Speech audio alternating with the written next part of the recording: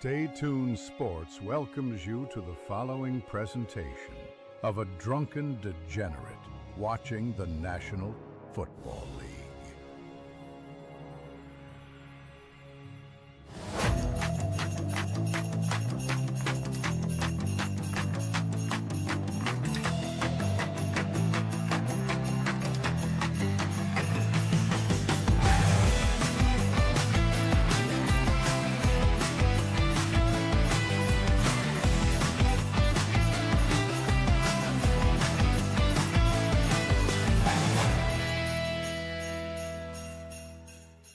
And welcome everybody here to Stay Tuned Sports for the Sunday night football game. We've been here with you all day, starting with the Giants and Redskins. Then we moved on to the Broncos and the Packers. And now we get to the Cowboys and the Vikings here on Sunday Night Football. Thank you so much for joining us. My name is King. If you like any part of this channel, anything that we do, any of the silly comedic nonsense that goes on here, some of it's comedic, some of it's just sad. We'll see.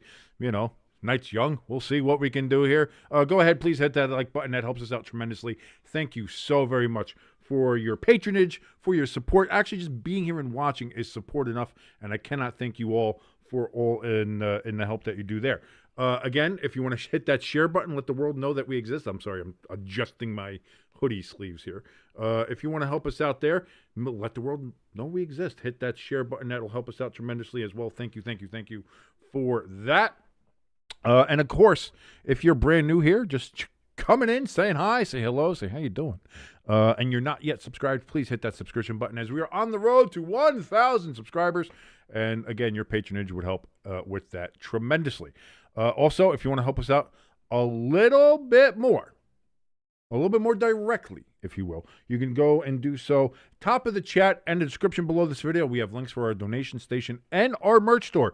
Donation station, again, anything that you want to donate to us from Buy Me a Coffee is fantastic. Thank you so very much for any and all support. If it's a nickel, if it's a penny, it is certainly appreciated, and we love everything about it. Thank you so very much.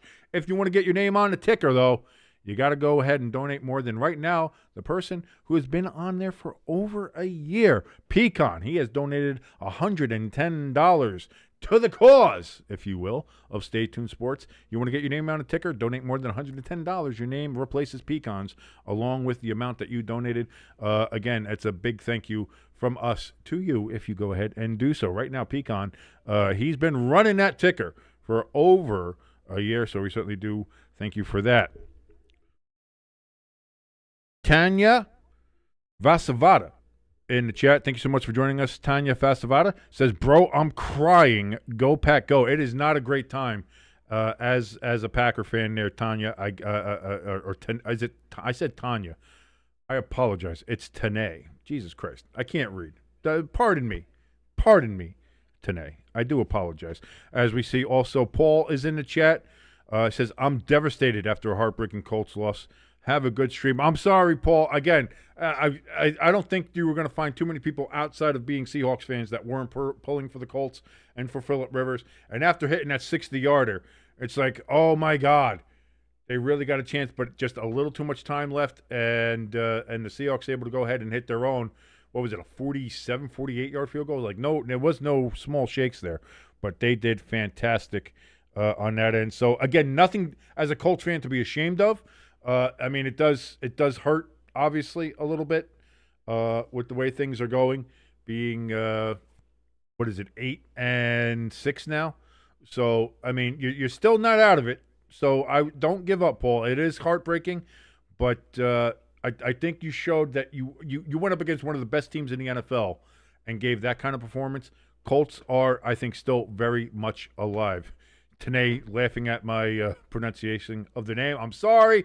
I am sorry. Please don't let that count against the channel. And if you want to, Tanae, please go ahead and hit that subscribe button. That'll help us out tremendously. Thank you. ELS in the chat says more updates here. Christian Watson left the Broncos game in an ambulance. I did make sure to put that there. Worry that he's got a sternoclavicular has a sternoclavicular joint injury. A sternoclavicular joint injury. My sister, who's a nurse, would be a lot better at pronouncing that than I would be. per Pro Football Doc. So we will see what happens there. Paul in the chat saying the Colts, man, they played their guts out. Yes, they did. Phillip Rivers played very well for having not played in 5 years and being 44 years old. I thought he played well. Was a steadying, stabilizing force for that Colts team. And it's one of those things. It was so close to being a massive win, an upset win for the Colts. And then at the end, it gets snatched away from you. That absolutely sucks. Seahawks fans, I'm sure, are happy. Not Lloyd in the chat says, yo, did the Broncos win? Yes, they did against the Green Bay Packers. They got to win there. I still don't trust the Broncos. I'm not a big fan of them. But I said, hey, listen, we're going to find out more about it. And it seems like every week I say, oh, they're going to find out more about them. Turns out we don't really find out more about them either. Lloyd's asked, did the Colts win? No. Did the Lions win? I don't know if the Lions won or not. No, they didn't. The Lions didn't win. But the Vikings dressed up in all purple today, looking like giant penises that have had a cock ring on them just a little too long. Stop doing that. I go to move the possession arrow, and it moves it to be that anyway. Vikings, they are going to get the possession first here. So let's go ahead and do that. Let's get the stats leaders up here. There we go. All right, now we're all set, ready to go. And the kick is away, and we have started here on Sunday Night Football. Vikings get the ball, return it to the 20, to the 25, to the 30, to the 31, to the 32, to the 33, to the 34, to the 35, getting pushed. And did they finally whistle him down? He was still moving. If he's still moving forward, you can't blow it down. I think that's kind of silly. So they're only going to give him at the 32 is where they mark him down. Wow. He was still moving. He was still moving, officials. He was still moving, officials. I just want to point that out. He was still moving. He was still moving. You can't say forward progress is stopped when the forward progress is progressing. So that was the whole point. But that was the whole point of the whole situation. Thought that was the whole point of the thing. I thought that was the whole thing that we were doing here. Either way, 1st and 10. McCarthy is going to be handoff here. That is going to be Jones is going to get a pretty decent carry on that play.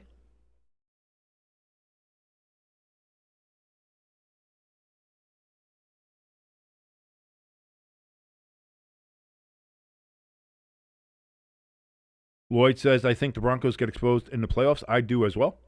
ELS says, I have no words for that Packers-Broncos game. I wasn't in the voice chat, ELS. So, yeah, I wasn't in the voice chat for after. I'm in the side chat. I'm not in the voice chat. If I was in the voice chat, you'd hear it over here, and it'd be too much to handle. Sorry about that. So, McCarthy throws. That gets batted around, and is that picked? It looks like it is picked by the Cowboys on a pass that was batted around every which way. And just like that, the Cowboys get the first turnover of the game, and they're going to have the ball in Minnesota territory. Oh, no.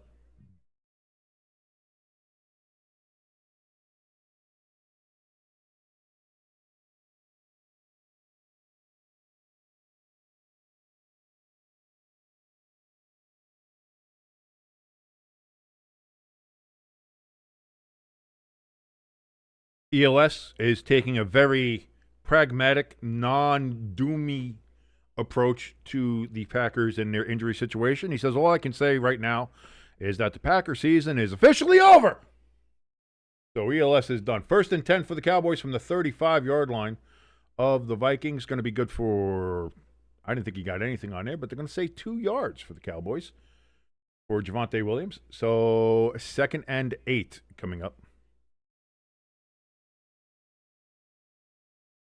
Paul telling ELS Packers season is not over at all, silly, and I agree.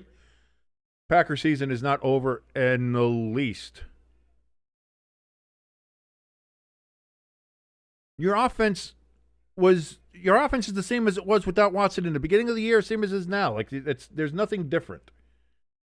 Throws incomplete, looking for Schoonmaker, but it does fall incomplete. Second down. It's now 3rd and 8 for the Cowboys. ELS in the chat says, yeah, without Micah, our defense is terrible, and our offense is struggling without Watson. But your offense was always struggling, so it's just not.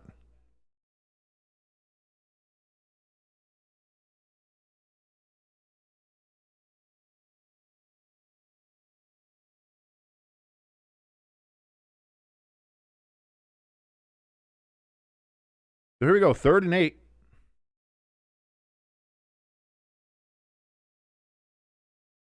Throws is going to be caught down to the 29, but no further than that.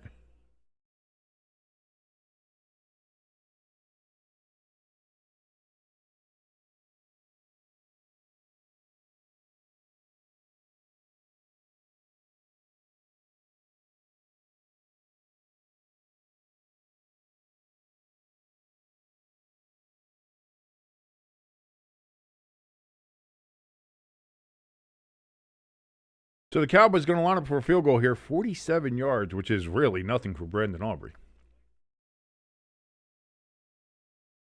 Snap. Oh, they do a fake back to Aubrey, and he's going to get the first down. Slides. First down, Cowboys. Ha ha.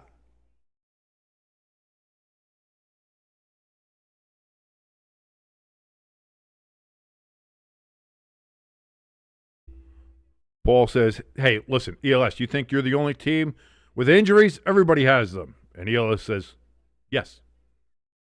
ELS, come on. I love you, brother.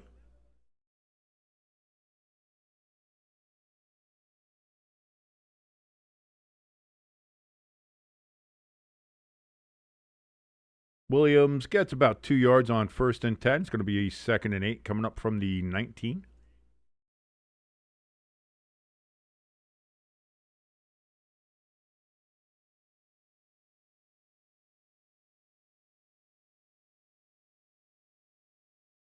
By the way, Skip Bayless, talking about Micah. Micah, he's saying apparently with the Micah Parsons injury, says Micah is just so stiff in his upper body, not much of a flexible bend. Amazing speed and quickness, but when he gets in the vicinity of the quarterback, can athletically bend to reroute sideways and get the sack. Probably caused his injury is what he's implying there is. Skip Bayless. Thrown first down, going to be for the Cowboys here. Flournoy with the reception. 1st and 10. Cowboys move it down to the Vikings' 11-yard line.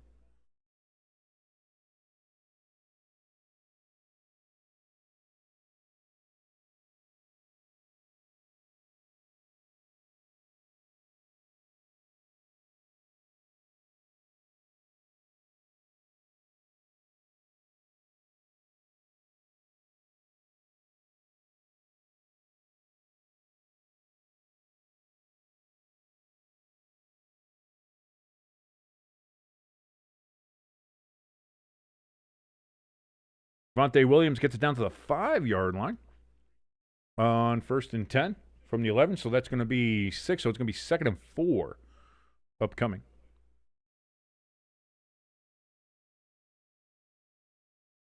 Crafty in the chat says the biggest winner this weekend may have been the Bears. Maybe considering how everything has gone down. Could be. Crafty says, what the fuck is happening in this game? Yeah, this game's kind of wild all of a sudden. We've had a tipped pass interception. We've had a 4th down field goal fake where Brandon Aubrey ran it for a 1st down. 3rd down coming up for the Cowboys, 3rd and 3 from the Minnesota 4. They might have to go for a field goal anyway here if they don't get this.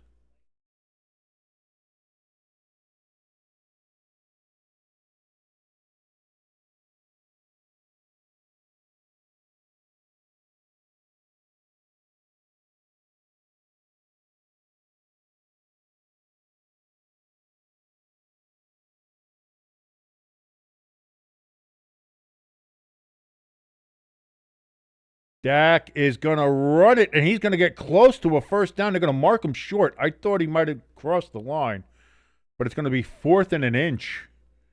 And they say 4th down. Wow, that's a bad spot. That's a bad spot.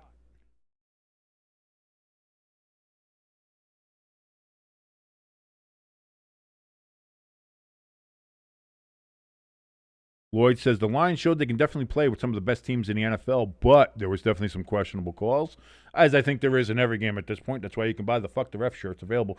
4th and an inch. Cowboys going to go for it. A little bit bobbled, but I think he crossed the first down marker. That's going to be first down for the Cowboys. He crossed the first down marker. What are the Vikings fighting about? He crossed that. He didn't get the touchdown, but it is a first down.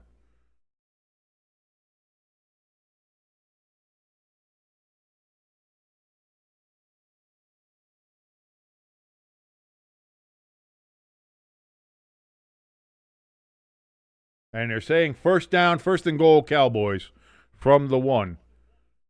It was a bit of a bobbled handoff there. He did secure it, though, and then he got to the – yeah, that's a first down.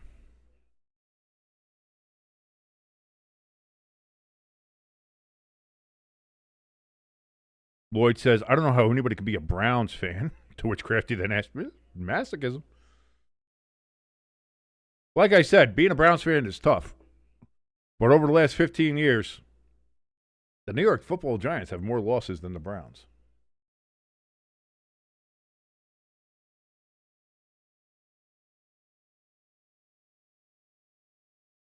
So after a little bit of a delay, after trying to get the ball spotted and figure something out here, Cowboys now line up. First and goal from the 1, Dak under center. That's going to be another handoff to Williams, and touchdown, Dallas Cowboys, as they get onto the board.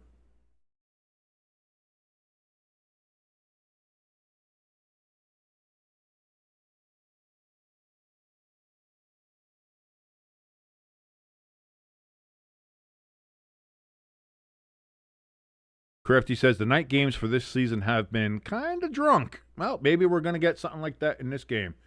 So the Cowboys cross the line of scrimmage. They might look and see if his knee was down beforehand. I don't think it was, but we'll take a look and see. That seems like it is good. Snap, hold. Kick is up, and the extra point is good. Cowboys take a 7-0 lead on the Vikings. Vikings have an interception from a tipped pass on their first possession, and then the Cowboys were facing, I think, a 4th and 7. It was a significant 4th down, and Brandon Aubrey was setting up for the field goal, and they do a fake, and Brandon Aubrey gets the first down for the Cowboys, and then it turns into a touchdown. So the Cowboys start, again, wild start to this one, 8:23 remaining in the first quarter. Cowboys, somehow, some way, end up with the lead, 7-0 against the Minnesota Strangled Penises. As they're dressed all in purple, head to toe. They look like a penis of cock ring on too long. Somebody took too much Viagra, over 4 hours, priapism, things like that. They look like strangled penises. So, what are you gonna do? Lloyd in the chat says, I still believe that the refs are people from senior living homes, and the NFL just hires them. Some of them, Vinovich, definitely. The Vinovich crew is the worst. And the Giants and Redskins had those guys today. And again, it was a game with over 20-something flags in the game. It was just again, ridiculous. The Vinovich crew is the worst. They are flag happy, and not only are they flag happy, but they're bad call flag happy. It's the worst. So, but some of the other ones are fine. Like, again, people talk about Hockey's kid out there with his guns. Good sugar, first down, whatever. And he is what he is. But I don't think he's terribly. I don't think he's bad, or I think he's good. I think he's all right. He's a fine official. He has his times where he has bad calls, but I think every official has bad calls when it comes to the NFL. But the thing I disagree with is I don't know if going full time is going to help. What do you do if you get full-time officials? Oh, they stay there all the time, and they look at their stuff, and we go over all the different rule changes, and they do all these other things. That's still not going to stop them from making shit calls in situations. Like, they're all judgment calls. On those judgment calls or a pass interference call, they're all going to make the same dumbass calls. All you're doing by making them full-time is giving them more money. That's all you're doing. Hey, you don't have to work at that insurance company anymore. You don't have to do these other careers that you have. you're just going to be focused all on football all the time. It's like, all right, well, they're still going to suck.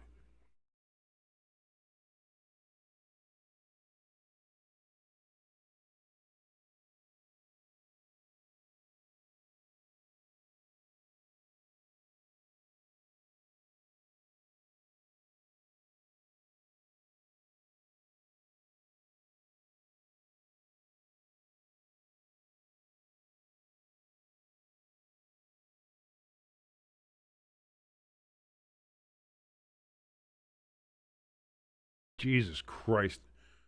Vikings get the kickoff, but they only get it up to the 13-yard line, and that is where J.J. McCarthy is going to have to try to start off here and get the Vikings back into this game as they look like a bunch of blood-deprived dicks. Yeah, I was trying to think of something else. I was going to say cocks. I thought cocks might have been a little too hard. Cock. A little too much there. Penises, more clinical. Dicks, kind of in that in-between space there.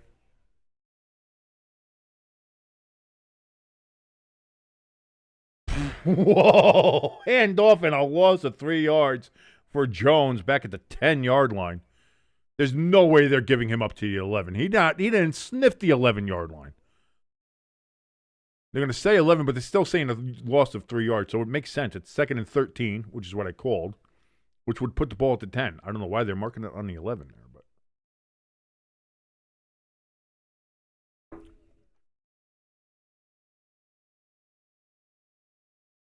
Oh, it is to the 11, but it's still a 3-yard loss.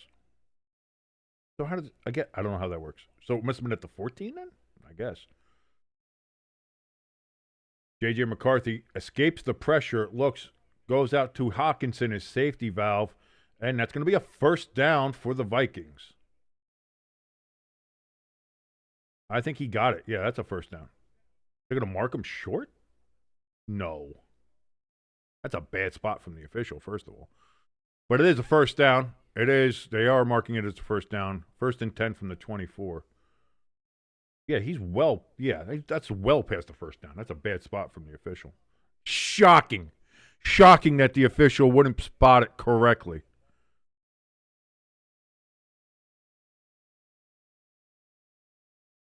Crafty saying that the center's guardian helmet is rather ridiculous there for the Vikings.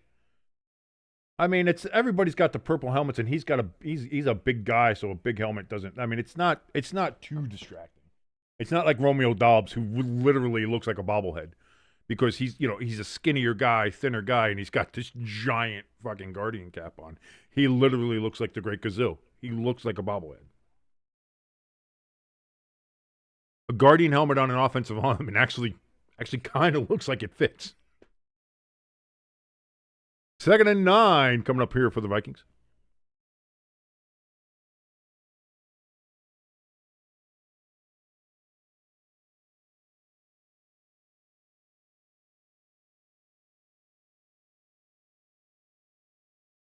Addison, he's going to catch that. It's going to be short. It's going to be 3rd and 1 for the Vikings.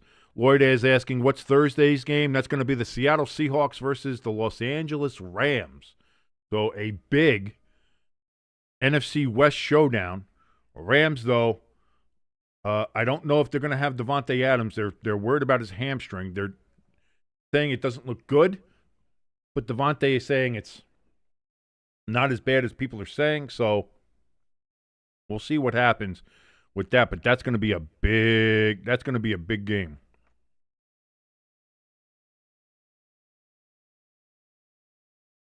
And it's going to be a loss of a yard for the Vikings on 3rd and 1, 4th and 2 from the 32-yard line. Lloyd is going to say, I got the Seahawks, and we'll see, because the Seahawks didn't look particularly great against the Colts team, and a Colts team that is reeling.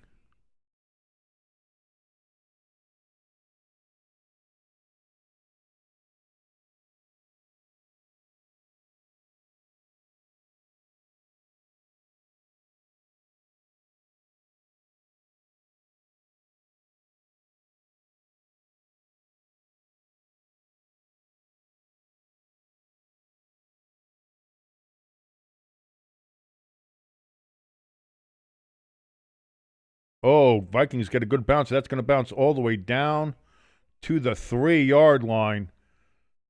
And that is where the Cowboys will take over. 97 yards to glory for the Dallas Cowboys coming up here against the Minnesota Vikings. Cowboys with a 7-0 lead. 4:31 remaining in the first quarter. Thank you so much for joining us here on Stay Tuned Sports. Your boy King hanging out with you here on this football Sunday night. After a full day of football, we had the Giants and Redskins earlier, with the Redskins pulling out the victory against the New York Football Giants, who now fall to 2-12 on the season. The Redskins moving to 4-10. Congratulations to you. Then we had the Broncos and the Packers. And the Packers looking like they were going to take full control after the start of the third quarter with a touchdown on their first drive, and they got a 3-and-out for the Broncos.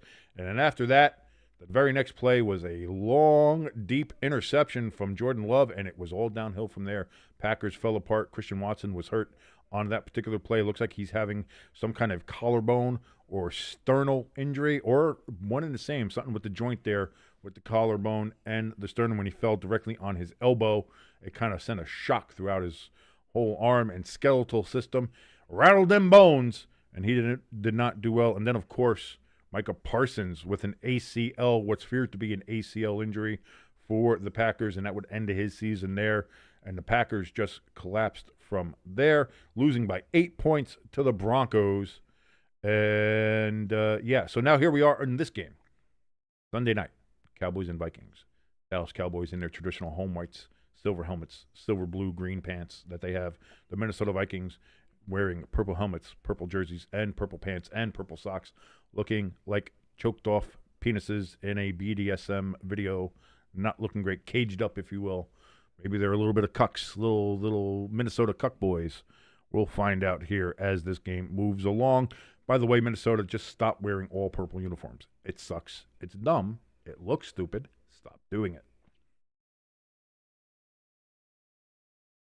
Crafty says that's going to be the biggest game in the NFC. That is a game of the year candidate. Seahawks and Rams coming up on Thursday. Absolutely agree there, Crafty. God, I love coffee. I love coffee so much. Crafty saying that the Denver Broncos, Jacksonville Jaguars on Sunday night, huh? That is actually a pretty big game. Excited to see that one. Next Sunday night, we'll be watching along. Crafty says, what's the opposite of a bover throw? A loveder throw? Nice try, but we got to find something else. Oh! Big hit for the Vikings. And that's going to be a gain of no yardage. 2nd and 10 from the 3. The Cowboys are lucky to have gotten back to the 3-yard line after that hit. Oh.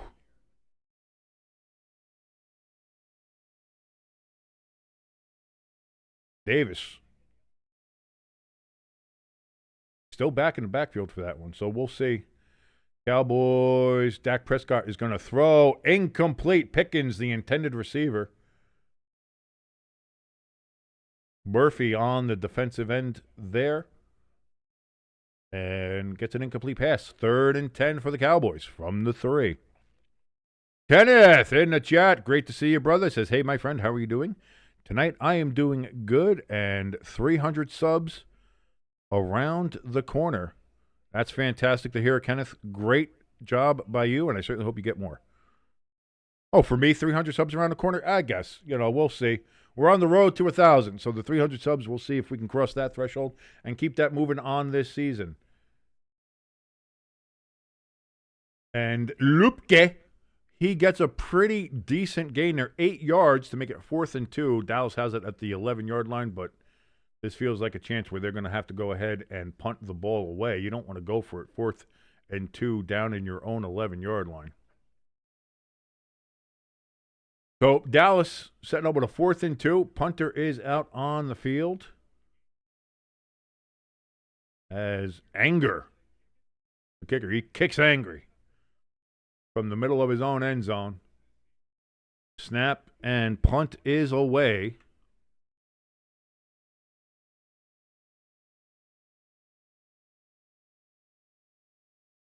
42-yard kick, and the Vikings are going to get that close to midfield. Best field position of the night for the Vikings. 3:08 remaining. Vikings get it at their own 47-yard line when we come back from commercials here. Lloyd in the chat says, I'll be real, the Chiefs have been worse than the line. Well, yeah, that's right. That's not even a question. Yeah, the Chiefs have been bad this year. At the end of the day, the Chiefs have been bad. Results-wise, they've been bad. They've just been bad.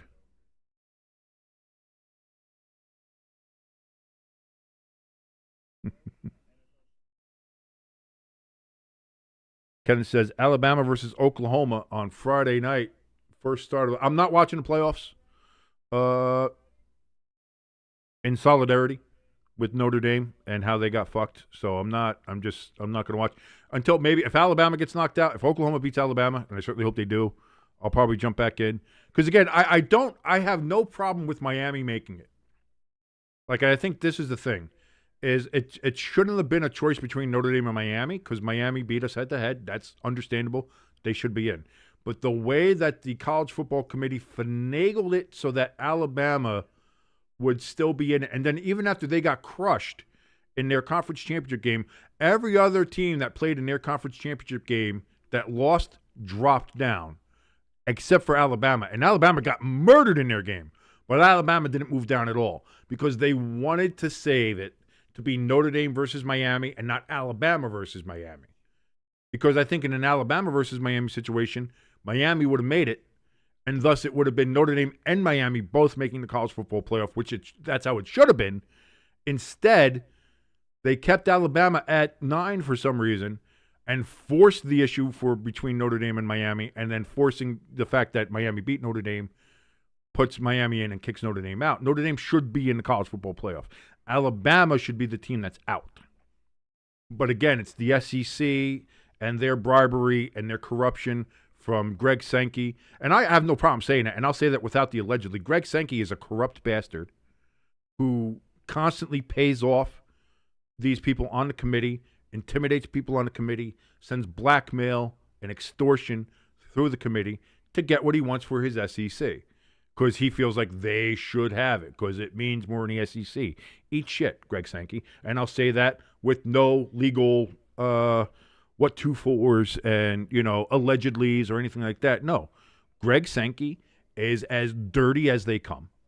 And he deserves to be investigated and probably thrown in jail.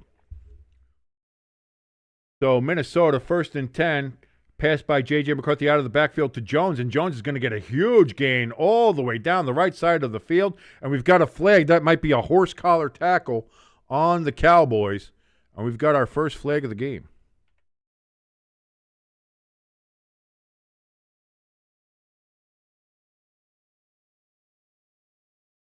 Horse collar tackle on the Cowboys. They finally called one. So that's going to add 15 yards to the end of the run. First down, Minnesota.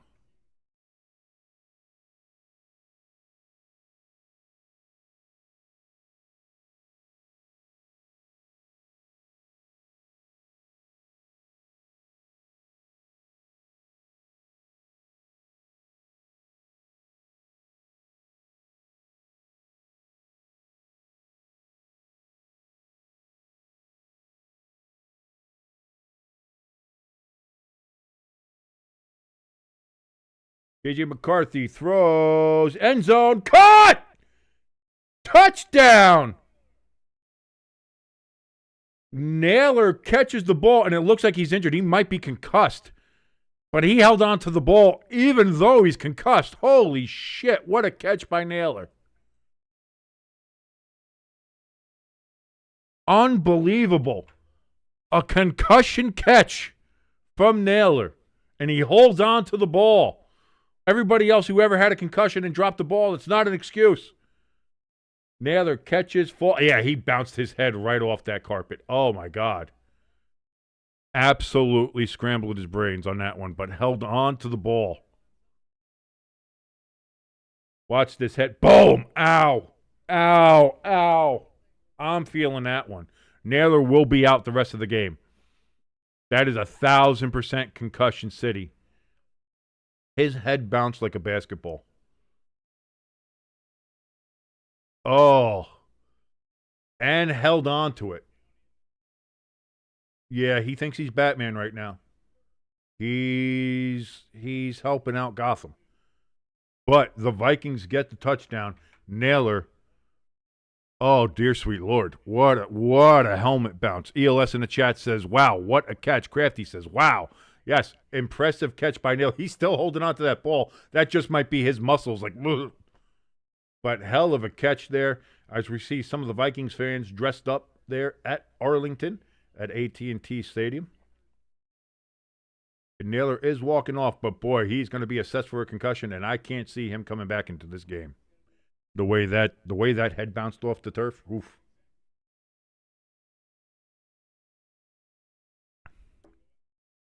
So 2:35 remaining here. Minnesota lining up for the extra point. Hell of a catch by Naylor. That is a highlight catch. Snap, hold. Extra point is up. Extra point is good. And we have a tie game here, ladies and gentlemen. The Cowboys 7. The choked off Dicks 7. And we'll see what happens on the next possession where the Cowboys will get it.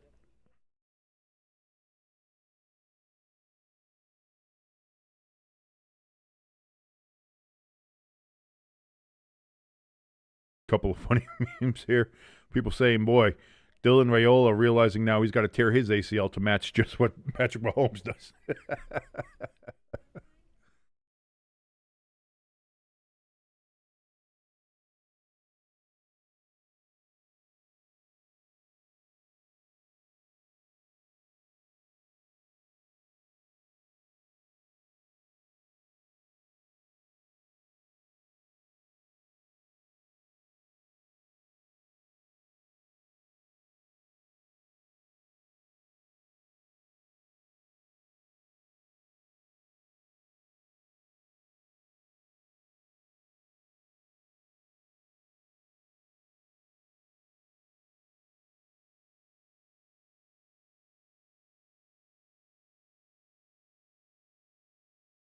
Is that a Chiefs person? Yeah, it is. Chiefs fans, they're crashing out after they've missed the playoffs. This one comes from a Candy Apple Red at Music of Life 87. So imagine probably a little bit of a Swift and Kelsey fan here. Says, I honestly don't give a fuck what happens with any other NFL team this season and certainly will not be watching the playoffs. I hope your ratings go down, NFL. You fueled the quote-unquote rigged for the Chiefs narrative after using our star players' romance for ratings. Fix your reffing. To be fair, the Chiefs have kind of got screwed by a lot of bad calls by the refs this year, which is what I said. When it comes to the officials, man, these hoes ain't loyal. You know, they've been helping the Eagles a lot. It's been a lot of, but again, it's been questionable calls everywhere. Ow, why does my nose feel like it's running? Do I have a booger? Do I have a boogie? I don't know. It feels like I got a boogie. Tell me if I got a boogie. Ooh, Daft Punk in a commercial. Let's go. I like Daft Punk. Big Daft Punk guy.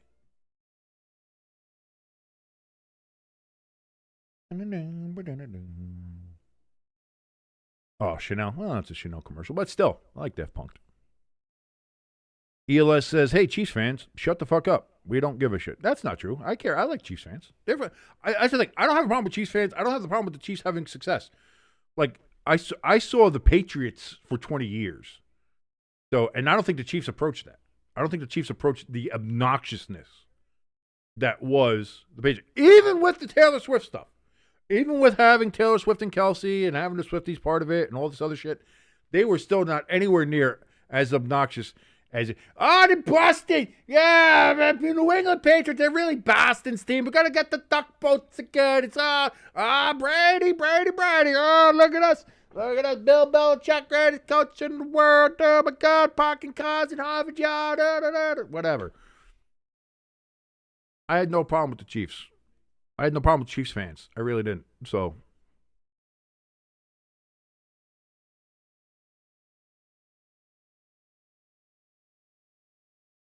and it says, hey, maybe do some baseball. You might pick up some subs. I would if baseball didn't bore the absolute balls off me. 1st and 10. Dak's going to throw out of the backfield. That's going to be a first down and more. Flournoy with the reception. And that gets it all the way up to the Dallas 46-yard line, 1st and 10, Cowboys.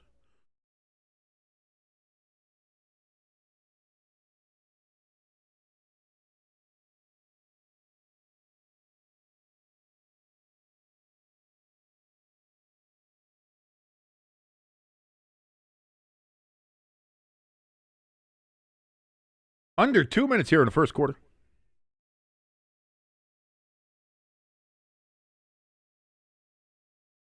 Dak steps back, looks, throws deep over the middle. Wide open is CeeDee Lamb. How do you let CeeDee Lamb get that wide open down to the 24, maybe the 23-yard line? First down, Cowboys in Minnesota territory. I don't understand how you let that happen. Jesus.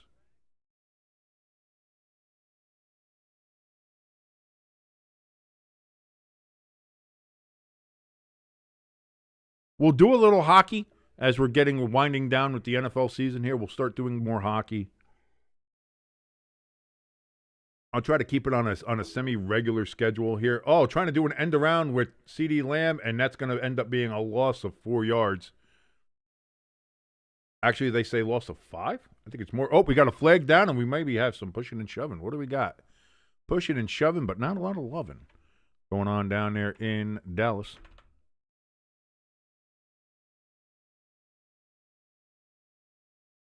We're doing intros here, not sure what the call is.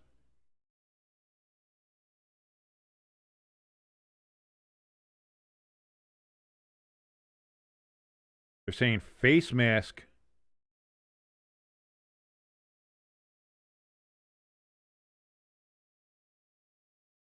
On the Vikings. So that's going to move it 1st and 10 down to the 12. So what was a loss is actually more. ELS says, King, would you consider doing some IFL games since it'll be on the Yahoo Sports Network and a free streaming service? I will see. I will consider it. If it happens to tickle my fancy on that particular day, maybe I will. We'll see. We'll see what happens, ELS.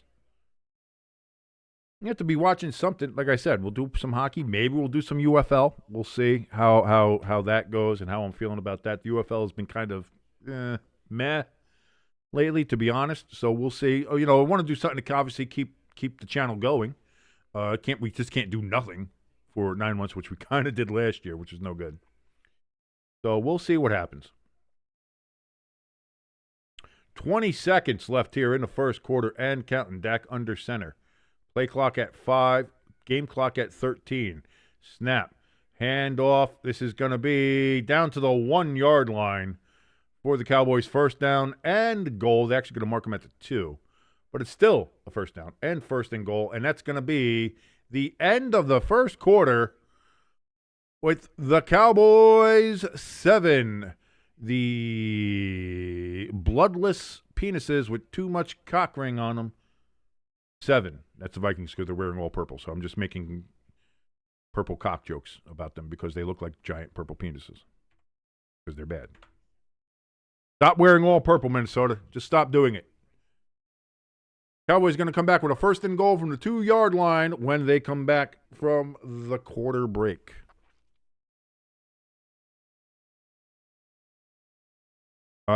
Here's the thing. I might actually cover some curling during the Olympics. I know the Olympics are coming up. Maybe I'll watch a couple of the curling events live on here with everybody. Why not? Might as well.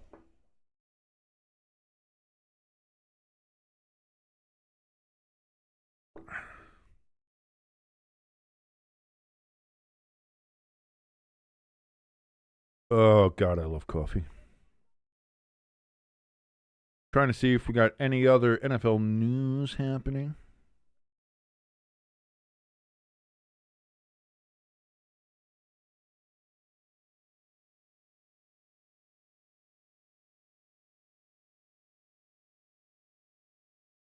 Let's see. Christian Watson will be traveling with the Packers home to Green Bay tonight, so that's good news after being examined at the hospital for that apparent chest injury.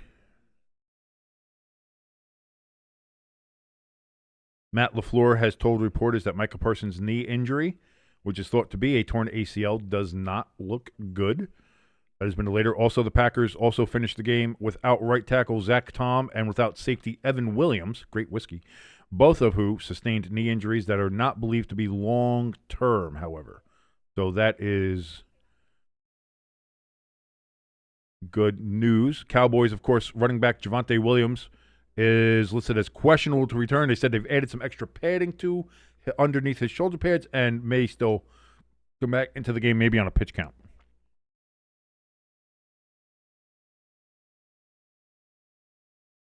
And also some news from the 49ers. Head coach Kyle Shanahan was asked about wide receiver Brandon Ayuk being placed on the reserve left squad list. Quoted as saying, "We haven't seen him in forever. It's been pretty simple for me. I have not seen him in a month." So that's why Ayuk is pretty much done there in San Francisco. And that's where it stands right now. Latest news, latest twitterings, latest things going on here. ELS, hey, we're going to have trivia tonight. ELS giving us question 1 here. He's going to do Christmas movie trivia. So we'll get to that right after this play. Dallas Cowboys. First and goal from the 2, officially. Looks more like the 1 to me. Dak steps back, looks, throws towards the back of the end zone. Incomplete. Second and goal upcoming for the Cowboys. By the way, the question here, trivia question number 1, Christmas movies. And this is Christmas movie quotes. The quote is, "The best way to spread Christmas cheer is singing loud for all to hear." The best way to spread Christmas cheer is singing loud for all to hear. I don't know. Is that the Grinch? That has something to do with the Grinch, maybe? The bad live-action Jim Carrey one that I hate. CeeDee Lamb in motion here on second down and goal. Cowboys run it right in, though. First rushing touchdown there for Malik Davis. Not the first one of the year, I think, but first one of the night anyway. Cowboys, touchdown. 13-7. Pending the extra point from Brandon Ayuk.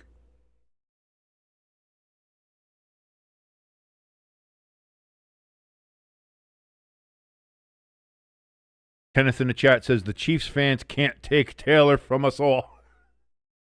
Taylor belongs to the world, not just to the Chiefs. Oh, listen, I'm a Giants fan, and so we always have Taylor here. Taylor will always be here for us. And Brandon Aubrey gets the kick up, and it is good. And with that, it is now a 14-7 lead for the Cowboys over the Purple Cocks.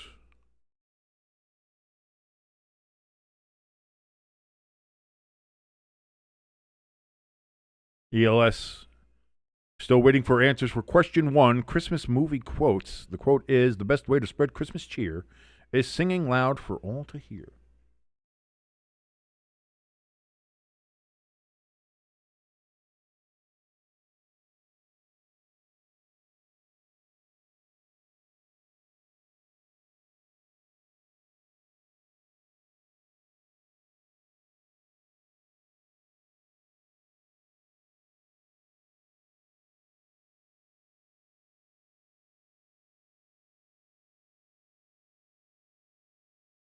And ELS says, "Oh, the answer is Elf." And I don't watch Elf. I don't like Elf. So I have not watched that movie. I don't think I will either. Bye, Taylor. We'll see you later, probably. So, Cowboys getting ready to kick the ball off to the Purple Cocks here.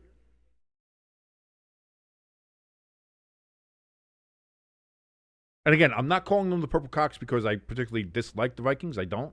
It's just that they're wearing all purple and look like a penis that has had a cock ring on for just a little too long. Returned up to the 25-yard line and then immediately brought down. And that's where the Vikings will start. 1st and 10 from the 25-yard line. Minnesota.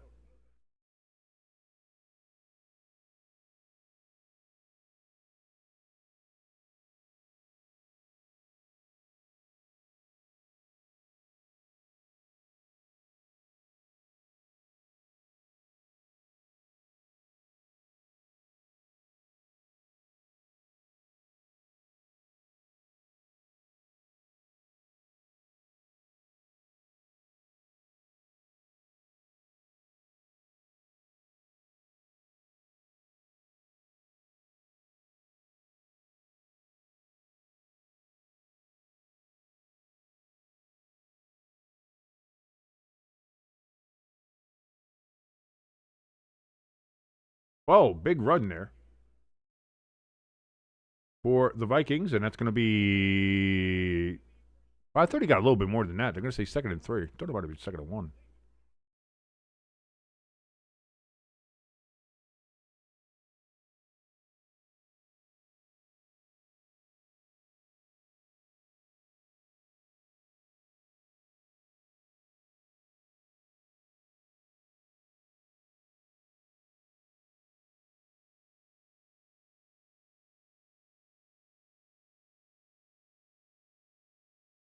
And that's going to be, oh, he's very mad. He thought he got there. Jordan Mason thought he got a first down, or he thought he could have had more, but he does get a first down.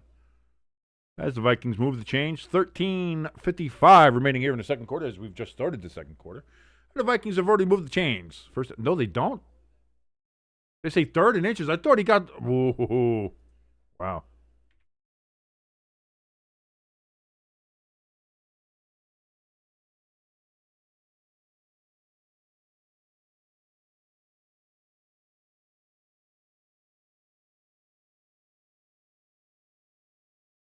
And on 3rd and inches, the Vikings do run Mason, and he gets the first down. So, what I thought was a first down, first time, is now finally a first down. And the Vikings move the chains down at the 36-yard line now, 1st and 10.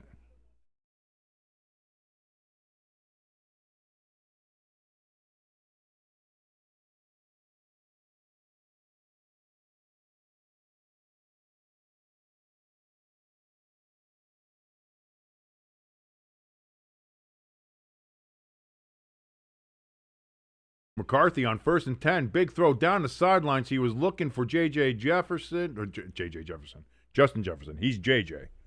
There's too many J's on the goddamn Vikings. Incomplete, though. 2nd and 10 upcoming.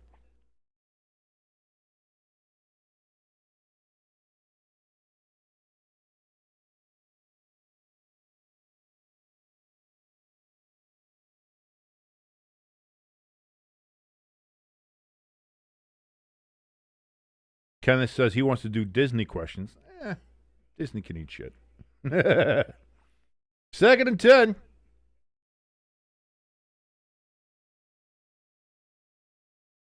JJ is going to be a delay handoff here to Mason, and he's going to get 3 yards. So 3rd and 7 upcoming here from the 39-ish yard line.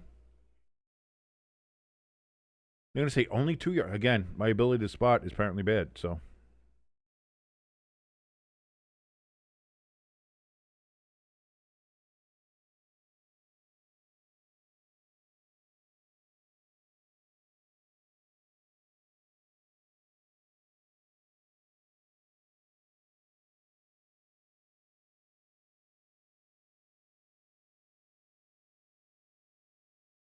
So 3rd and 8. Wide open is Addison. Nobody near him. And then he's caught up right at the 3-yard line. 1st and goal, Minnesota. They're going to call it directly at the 4. Wow. JJ underthrows the ball. If he hit him in stride, it's a touchdown. But you can't let the kid have a little something? No.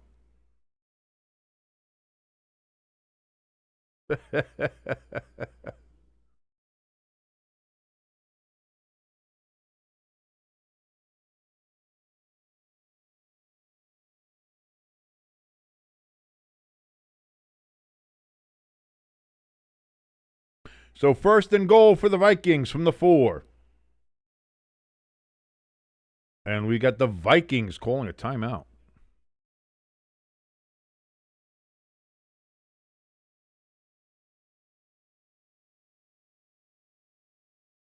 ELS says, man, what a throw and catch indeed. That was very good.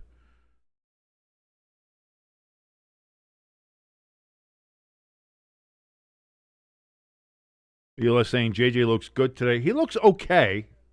He looks all right. But, you know, again, I think if you hit Addison in stride there, that's a touchdown. Addison kind of had to hold back a little bit to get that pass. Granted, it was still well enough, but it gave, I think it was Bland who came up on him, a chance to catch him.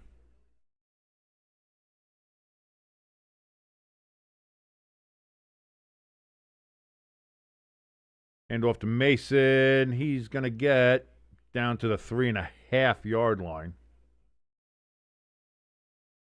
Second and goal.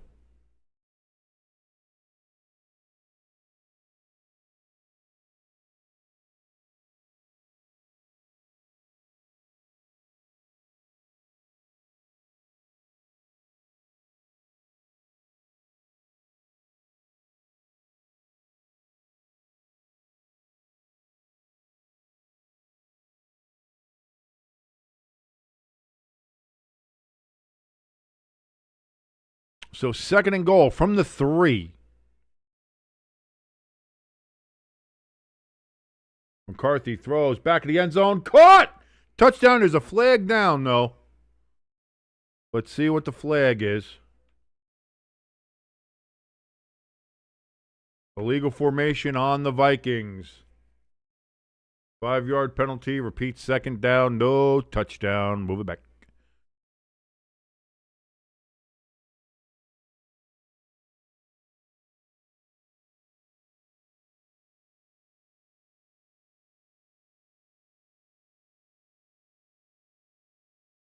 Leola says, by the way, King, in the pick'em, we're both tied with 8 correct picks. 8 wins on 14 games. Not great.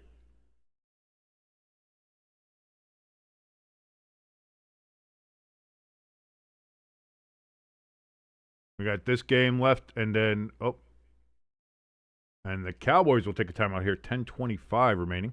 So this game is kind of slowed down to a bit of a crawl, but that's what happens sometimes on Sunday night. So it'll still be a second and goal from the Cowboys' 8-yard line after that 5-yard penalty.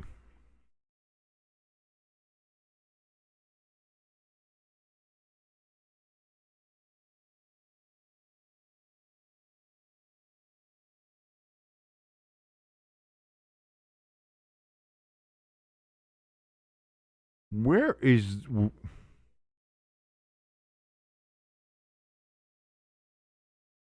By the way, somebody in the Rubber Room Discord in the chat apparently is part of, of an NFC trash talk group.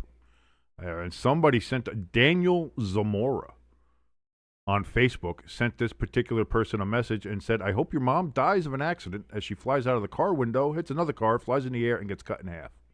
Packers fans are going through it right now. McCarthy throws incomplete, looking for Justin Jefferson. And that is now third and goal from the 8. So Packers fans showing a little bit of class here. With, again, Daniel Zamora, Packers fan, on Facebook. And that's DanielZamora.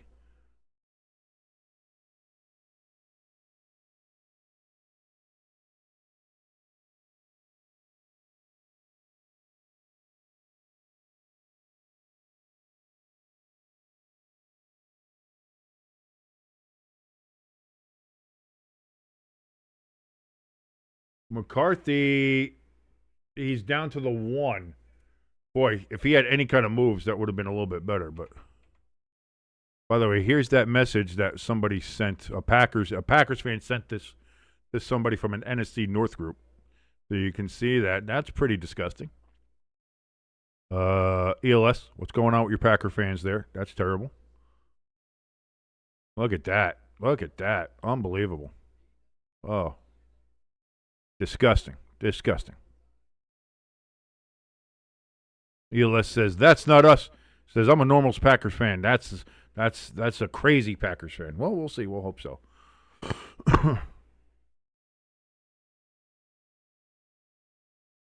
So McCarthy holds it on such a... That's why I love the naked bootlegs, man. Those things work almost all the time. And McCarthy just walks in, actually gritties in for the touchdown on 4th and goal.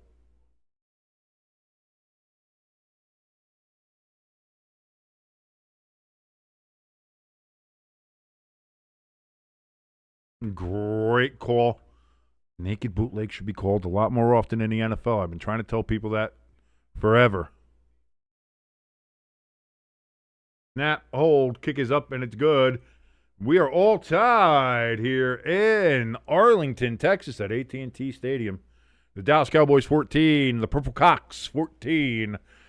Cowboys are going to get the ball back here. 9:28 remaining in the second quarter. Orange and blue. Daniels. What was it? Daniel Zamora. That was the name. I don't know. I saw that in the Discord chat there. Somebody posted it because they got a message on Facebook from somebody with that Daniel Zamora on Facebook. Daniel, and then last name Zamora, Zamora. Hey, listen, man. If you don't want to get called out, don't make dumb comments like that. That's all I'll say. It's on the internet. It's forever. It's there. That's nobody being anything, saying anything. You shouldn't be saying that. You shouldn't be saying that. So congratulations on getting called out, Daniel. Again, I don't have enough viewers here to really do anything about that, but it was there. You could see it. I posted it there for you on there. So if you want to take a screenshot of that or see that, that's pretty crazy. Lloyd says that's a bit much. That's what I mean. People take football a little bit too much, a little bit too seriously. They don't know how to handle their emotions. I've seen the Giants blow some. I was there to see the Miracle at the Meadowlands 2 on the punt that all the punt had to do was go out of bounds, and instead it got returned for a touchdown. The Giants lose to the Eagles. So, by the way, question number 2 here: Christmas movies. Here, it says this famous Christmas movie had scenes filmed in the Chicago suburb of. Let me try to read that. Winnetka.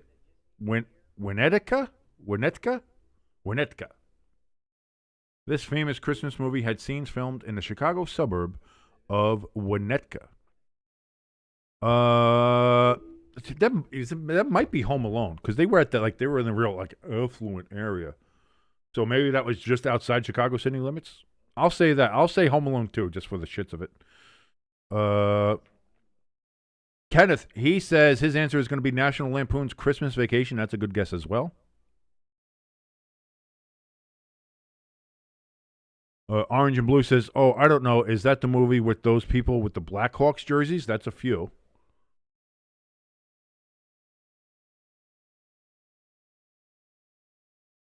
Lloyd, his answer is Christmas Vacation as well. And Orange and Blue, I think, is referencing Christmas Vacation as well. So we've got Christmas Vacation for 3. I said Home Alone.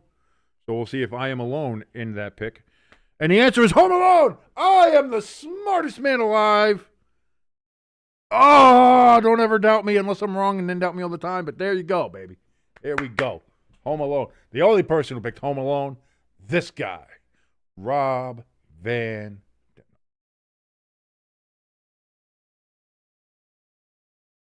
Oh, Cowboys, big return here from Turpin. Oh, and Turpin gets up. Oh, he's mad. Oh, he's super mad. Turpin says, oh, I'm mad. I'm so mad you tackled me. Oh, I'm such a mad. I'm so short, but so bad. I'm a mad, short little boy. I'm a short king. Oh, God. Either way, great return for the Cowboys up to the 43-yard line.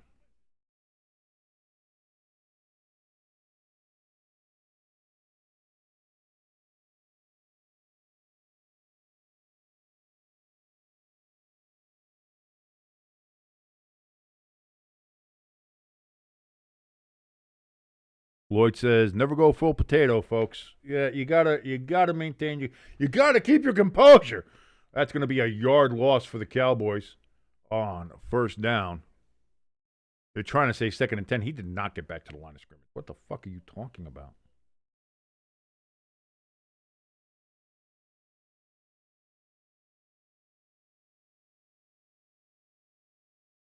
They're gonna say 2nd and 10. All right, whatever. Who cares what these eyeballs sees? You know, these eyes don't care. These eyes don't matter.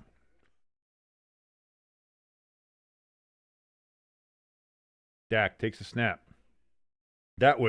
He was hit as he threw. And that was a bit of a floater as he was hit. So 3rd and 10 now coming up for the Cowboys. Orange and Blue in the chat says, your thoughts on the Broncos? You're gonna hate me. I still am finding it hard to trust and believe in the Broncos.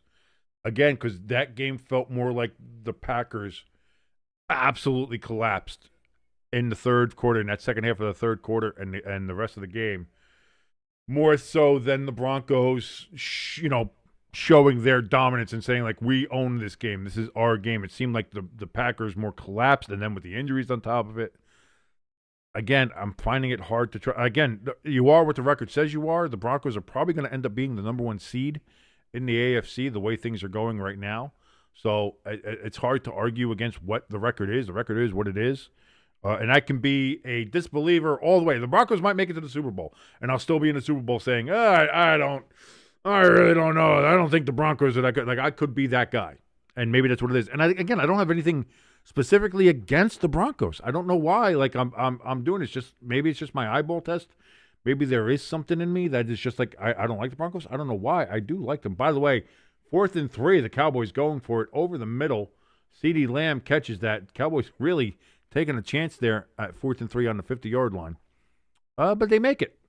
And it is now 1st and 10 for the Cowboys from the Minnesota 33-yard line. Orange and Blue says, you know that there was a collapse when Riley Moss gets an interception and instead of a pass interference, which he also did get in this game. So that's on par for Riley Moss. Look at ELS being gracious in the chat, unlike that other Packers fan that we saw here earlier. He says, GG to your Broncos, but the Packers should have won that game if we don't turn into a garbage.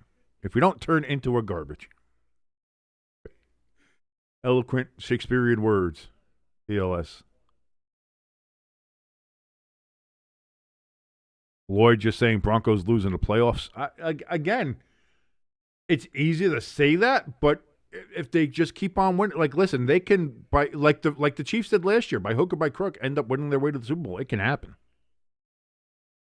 Dak throws 2nd and 5. Vikings had hands up in his face, so incomplete. 3rd and 5 now for the Cowboys. Lloyd says my favorite animated movie is 8 Crazy Nights. I love that movie. As a Gentile, as a full non-Jew, I'm as non-Jew as you can get. I love that movie. I think it's good. That's a fun movie to watch.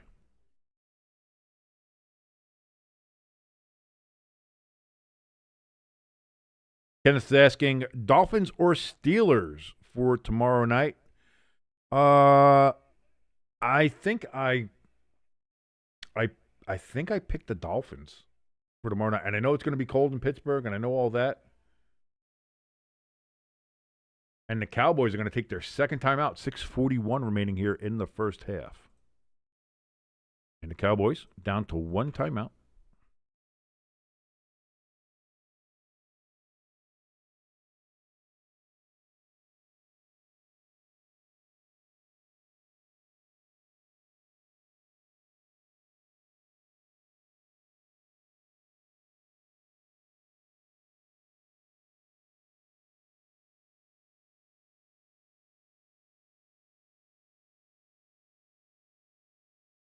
Orange and Blue in the chat is saying he's picking Dolphins, thinking about a 23-10 game. Kenneth is picking the Steelers. ELS picks the Dolphins. It's going to be iffy. It's hard to trust the Steelers and that defense, and now also TJ Watt is out. Oh, Dak just escapes the pressure, and now he doesn't. His ass goes down. It's going to be a loss of about 5 yards. It's going to be 4th and 10. For the Cowboys. But too bad your ass got sacked. And now it's going to be a field goal attempt coming up for Dallas.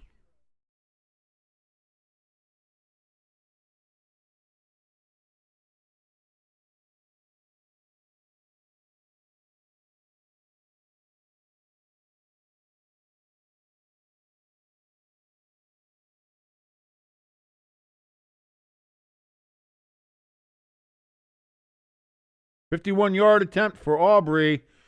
Oh, no, he missed it. Brandon Aubrey misses a kick. Holy shite. And just like that, Minnesota has the ball back on their own 41-yard line. with a chance here to maybe take the lead on Sunday Night Football. Woo! The Purple Cox might be doing something. ALS saying the Vikings look competitive today. The Cowboys looking a little off here compared to what they have been these last couple of games. Orange and Blue saying, as a Josh Allen fan and thus a Bills fan, in any game I predict the Steelers fall apart. So we'll see what happens there. Lloyd saying he has the Purple Cox in this game over the Cowboys. Interesting. Kenneth says, yeah, he shanked that field goal. And Brandon Aubrey doesn't miss many field goals, if at all. And a 51-yarder for him is like a 33-yarder for anybody else, but missed it. Does Brandon Aubrey. And the Vikings now have an opportunity here to take the lead in Dallas. Question number 3 here from ELS. This comes from Christmas music is the category.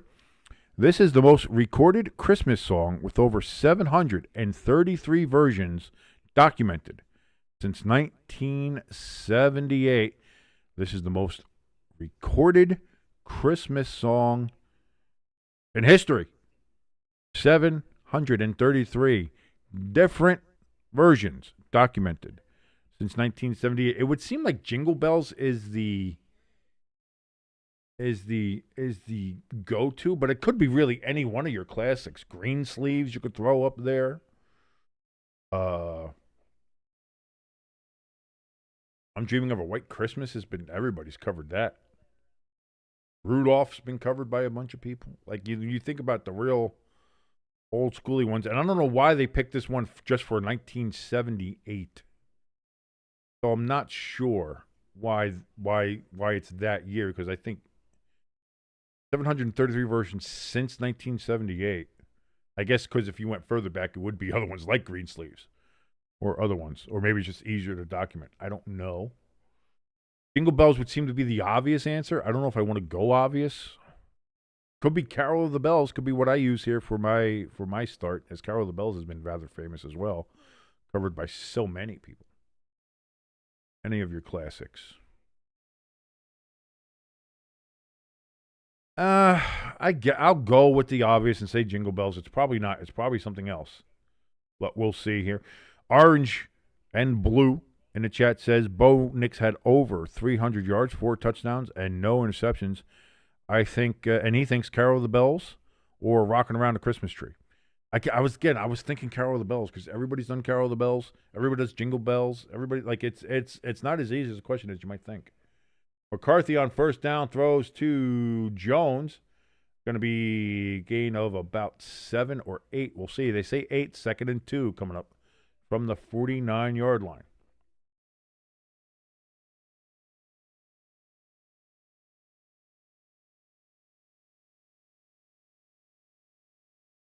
And the answer is Silent Night. Yeah, it could have been any one of your real classic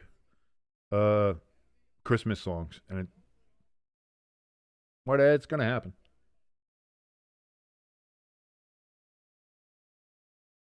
Lloyd says we all have dementia. I don't know if we have dementia. By the way, Jones with the carry again. And that's going to be a first down for the Vikings at the Cowboys' 38-yard line.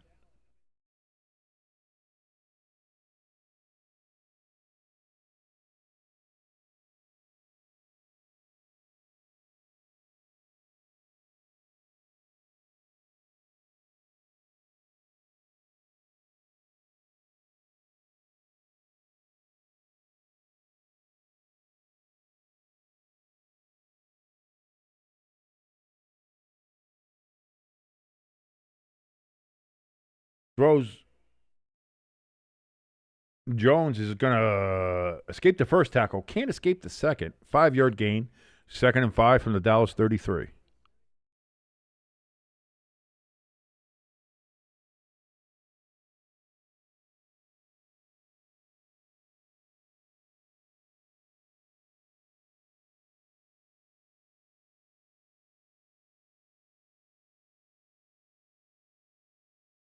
And Orange is also bringing up the fact that, yes, indeed, the Broncos, as good as Bo was today, the Broncos do have a top 6 NFL defense. Jefferson, that's going to be caught over the middle at the 20. First down. Vikings, they're moving the ball here. Under 340 here in the second quarter.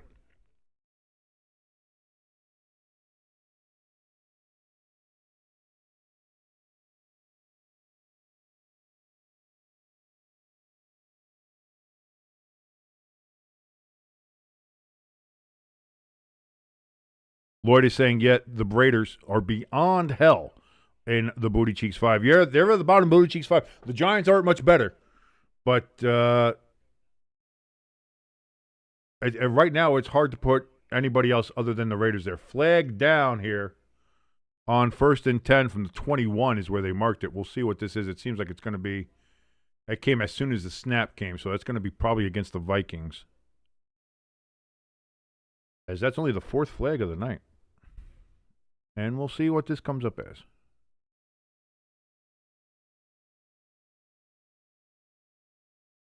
Oh, you're talking about the Packers have a top 6 defense, and you had top 3. Sorry.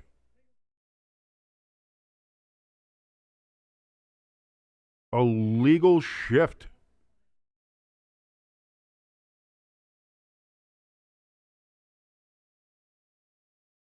Well, no. So there was unnecessary roughness on the Cowboys. There was illegal shift on the Vikings, but then there was also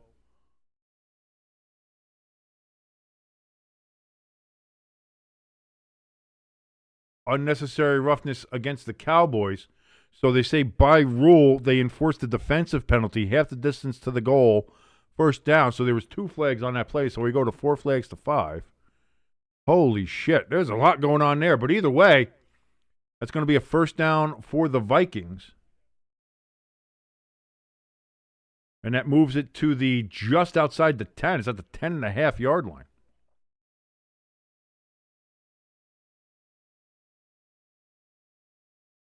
Orange and Blue says the Raiders are beyond hell. They're living in Minneapolis.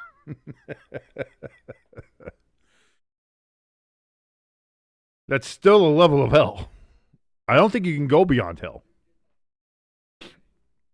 Even the Greeks, they had Tartarus, but Tartarus was just a level below Hades. It was just another level of hell. You just have they have advanced hell. They're in advanced hell.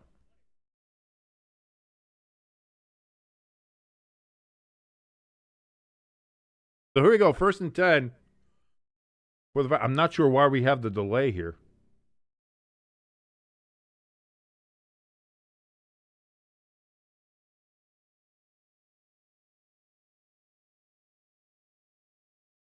The officials got to start moving this game along. What the hell is going on?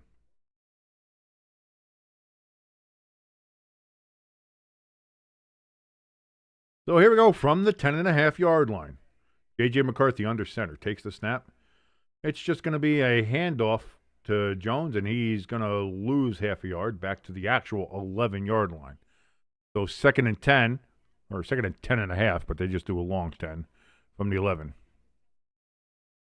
ELS says hell squared is where the Raiders actually belong.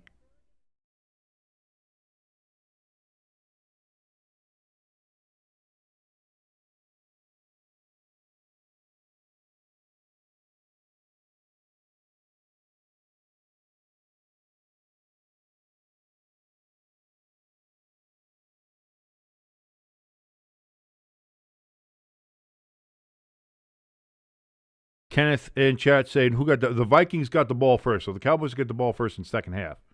The Vikings got the ball first, but on the second play from scrimmage, it was tipped at the line and intercepted from the Cowboys, and that's where they got. So it was, Minnesota got the ball first, but it was there. But if the Vikings are able to go ahead and convert on this, we're at the 2-minute warning, by the way. If they're able to go ahead and convert on this drive and get a touchdown." That's what you're looking for.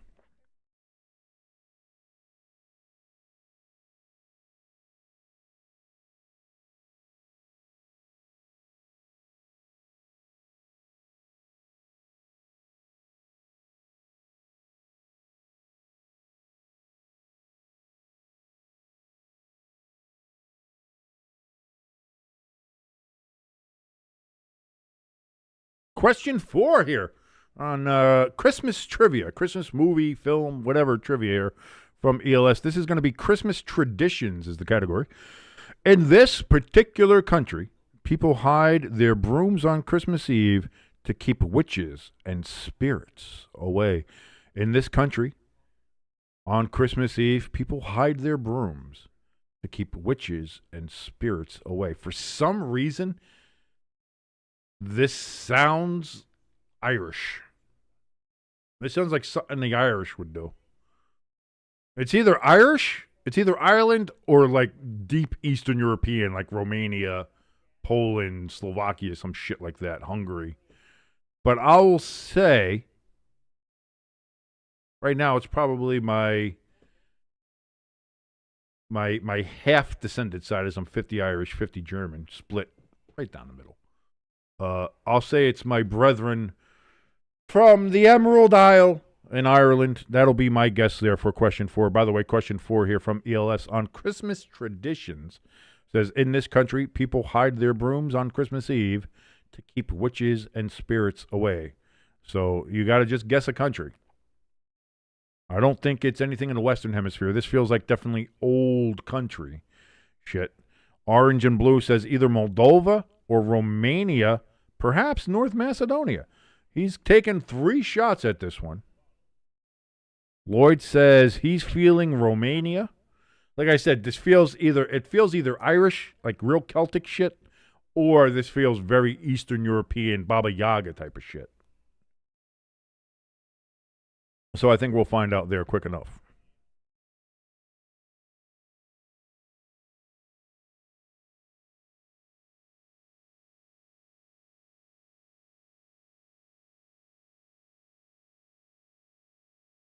Throws on 2nd and 10 towards Justin Jefferson. Incomplete.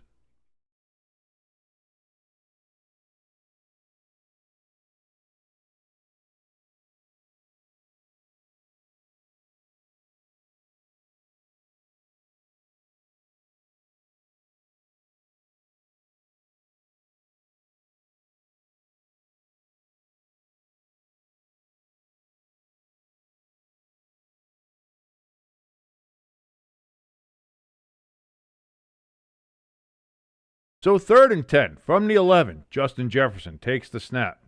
Back, looks, throws. Incomplete. He was looking for Hawkinson. Ball's incomplete. 1:52 remaining, and the Vikings will settle for 3. By the way, the answer to the question, Norway.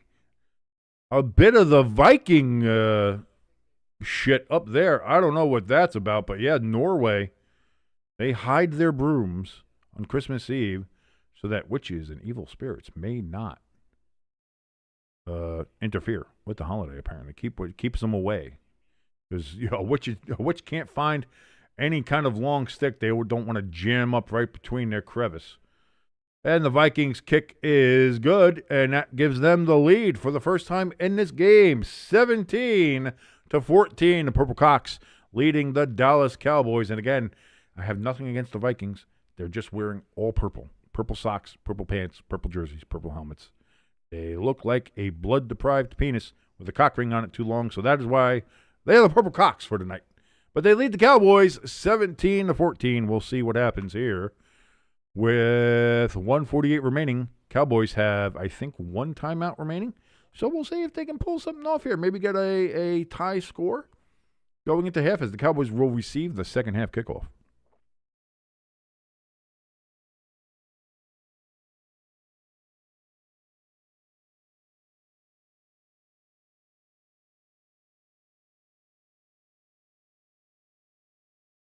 Floyd had also guessed Bulgaria, perhaps. Yeah, Nordic, man.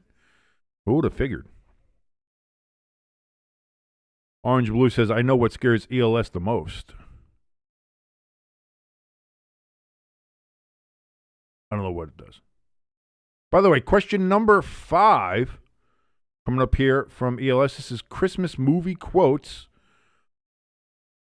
And the quote is, quote unquote, maybe Christmas doesn't come from a store. Maybe Christmas perhaps means a little bit more. We all know that's in every iteration of the Grinch, whether it's the cartoon version from the 60s, whether it's the awful Jim Carrey version from, what was it, 2000, 2001, or if it was the computer animated version with Humberdick Thunderbunt in there. That's part of the story. It's in every single one. It's the Grinch, How the Grinch Stole Christmas, all of them, all three put in there.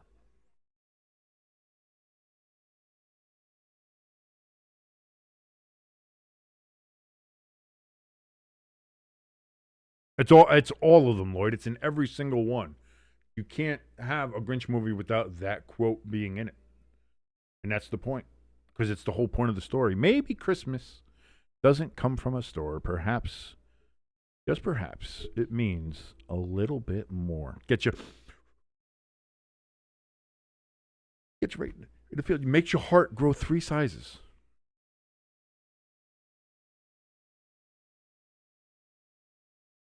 That and myocarditis from maybe perhaps being injected by something a couple of years ago. That does something to you, too.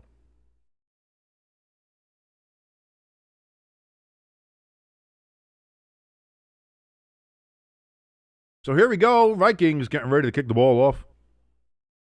And by the way, the answer is indeed the Grinch. How the Grinch stole Christmas. The stench goes.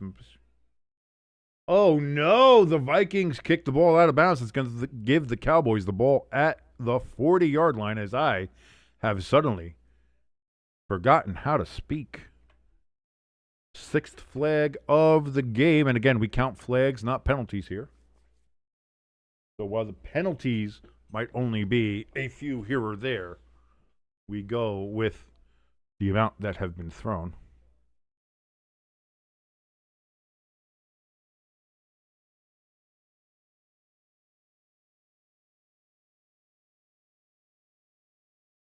Lloyd saying, I'm surprised Irish isn't in here. He was, I think, a little earlier. But I missed his presence if he was in here. If he might still be in. He might be lurking. So that could be something. His Texans won today. Very well, 20-point win for the Texans over the Cardinals. Thrown incomplete. Vikings running as if it was a fumble. Dak saying it was a forward pass. I don't think there was a question about that. Old Van Ginky boy, he got in there for the pressure.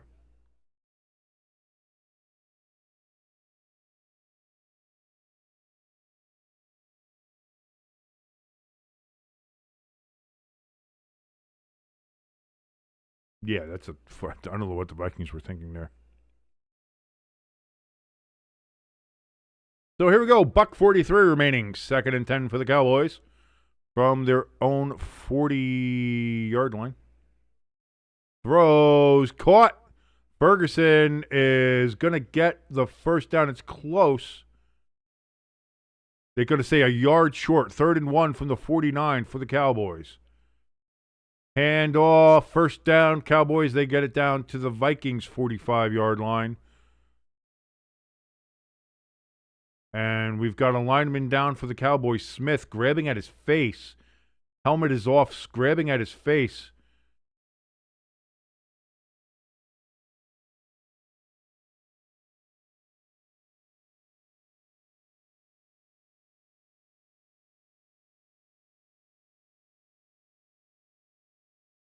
Lloyd saying every team that's normally ass did well, except the Giants. Giants were ass. And we're still ass. The Raiders were ass and stayed ass. A lot of other ass teams here.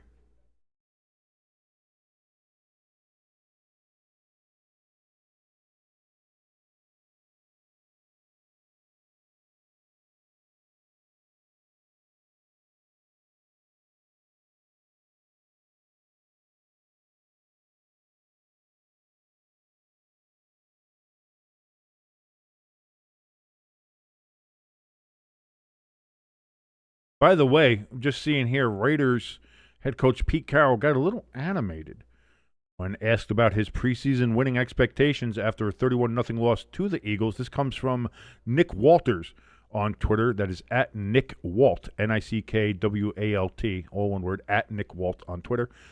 The quote from Pete Carroll in his animated form here was, hey, listen, they fought their ass off. That was the result. I have nothing but wins in the background and history to set our expectations and maintain the standards that we work by. And that's what we're doing. We're still doing it. They're doing all we're asking of them, and this is the result of it. Against the world champs last year, this is the result. So, okay. Lloyd says, after 2011, the Giants fell apart. Hey, we got back in the playoffs, what was that, 2017 with the boat picture? And now everybody talks about the Giants' record since the boat picture. Not great. We had the one good year in Daboll's first year where the Giants started off 7-1 and then limped into the playoffs because Brian Daboll helped the Giants collapse. He still got Coach of the Year that year. I don't know how, but Daniel Jones helped the Giants drag the Giants into the playoffs, kicking and screaming, and then won that game in Minnesota, perhaps still the best game Daniel Jones has ever had. Was that game in Minnesota in the playoffs. But honestly, since then, yeah, it's been nothing but bad for the Giants. And as I brought up, in the last 15 years, the Giants have more losses than the Cleveland Browns. And the Browns, by the way, went, I think it was 0-16, and then 1-16, because I think that's when they skipped the year to make it 17. So it's either 0-16 and 1-15, or 0-16 and 1-16, either way. So the Browns, who won one game in 2 seasons, still have more wins over the last 15 years over that time than the New York Football Giants. So take that as you will. 1st and 10 for the Cowboys. They're going to run. By the way, they had to take a timeout because of the injury, which we don't know how it was gotten or what it was.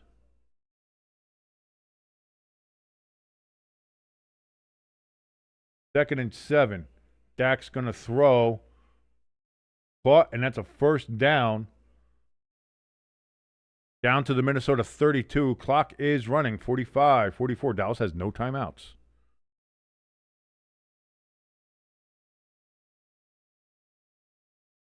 Throw caught by George Pickens, and he's going to be pushed out of bounds at the first down marker. 1st and 10 for the Cowboys at the Minnesota 22. You know what that means. We get to see her again. Hi, Taylor. Great to see you. Looking good in that Christmas outfit. Really do like it. It is nice.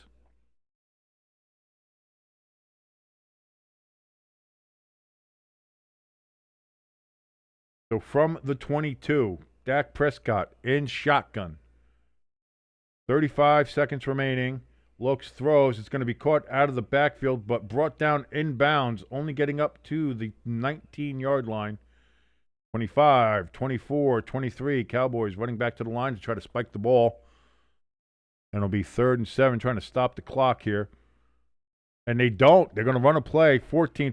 Just floats a ball up there as he was hit as he threw it. 3rd and 7, upcoming. 11 seconds remaining in the second quarter. ELS in the chat says there's still a positive for the University of Wisconsin. The Badgers lady volleyball team advanced to the Final Four for the 3rd time since 2020 as Wisconsin, the number 3 seed, beat number 1 Texas 3-1.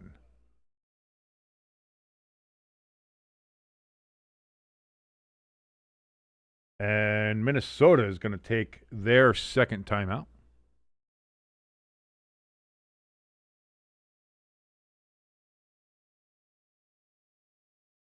Pecan joining us in the chat.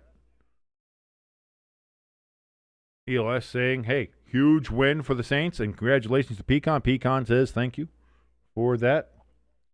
Cowboys' last 3 games are against the Chargers, the Redskins, and the Giants, and the Eagles. They have to play the Redskins, the Bills, and then the Redskins again.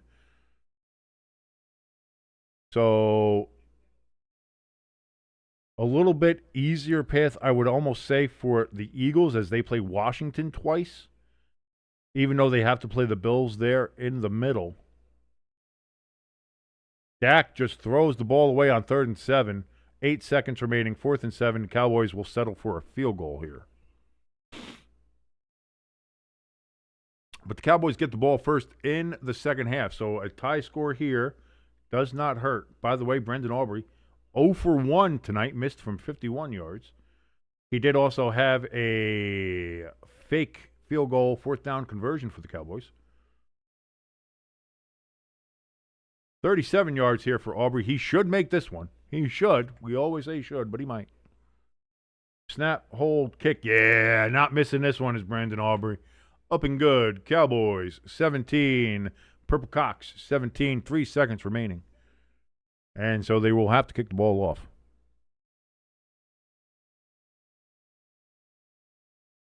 ELS telling Pecan that indeed the Saints have made the NFC South exciting for the last couple of weeks, and they have. And I said, I still have Taylor up there. We've been beyond the 22 for a while now. Sorry. I'm so sorry we had a very hot blonde pop star on our screen for that long.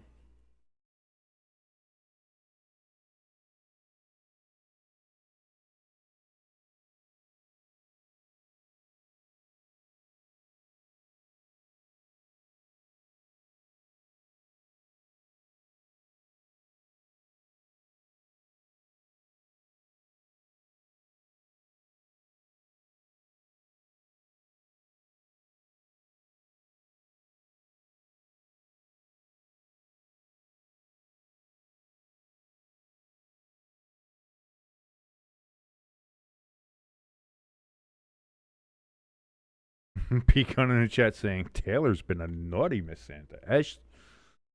I wouldn't want Taylor to be any other way, Pecan. I wouldn't want Taylor to be any other way. Let's be honest with each other here. So the Cowboys are just going to kick this near the back of the end zone, but the Vikings are going to run it out and just kind of kill the clock. They get it up. The Purple Cox get it up to the 20-yard line, and that will end the half. A little more pushing and shoving between the Purple Cox and the Cowboys, but that ends the first half 17-17. And the Cowboys, of course, they will get the second half kickoff. And as they're going to cover a lot of news here on halftime.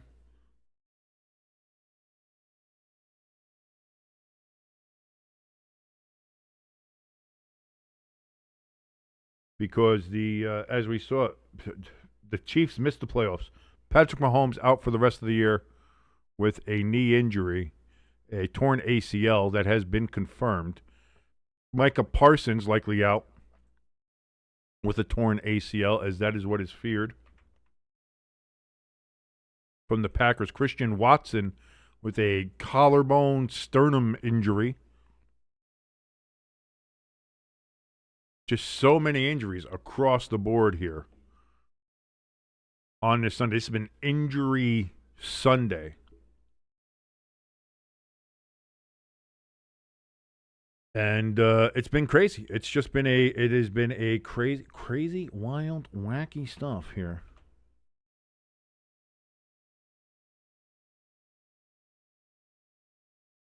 That's it. We have 2 ACLs gone, Mahomes ACL gone, and the Chiefs are out of the playoffs, officially eliminated. And Micah Parsons, torn ACL, believed to be, that'll be confirmed upon probably his return to Green Bay and getting an MRI.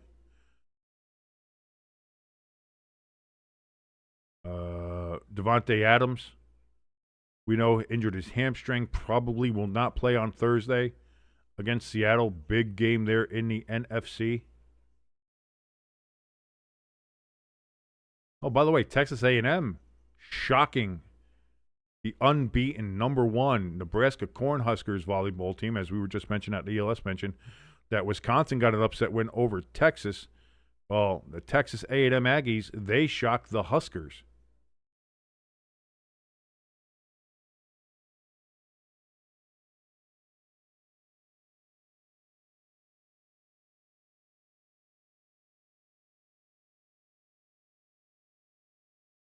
Oh, by the way, what was this? Tony Jefferson from the Chargers was ejected, and he made an obscene gesture. Oh, my God, obscene gestures. We don't like that.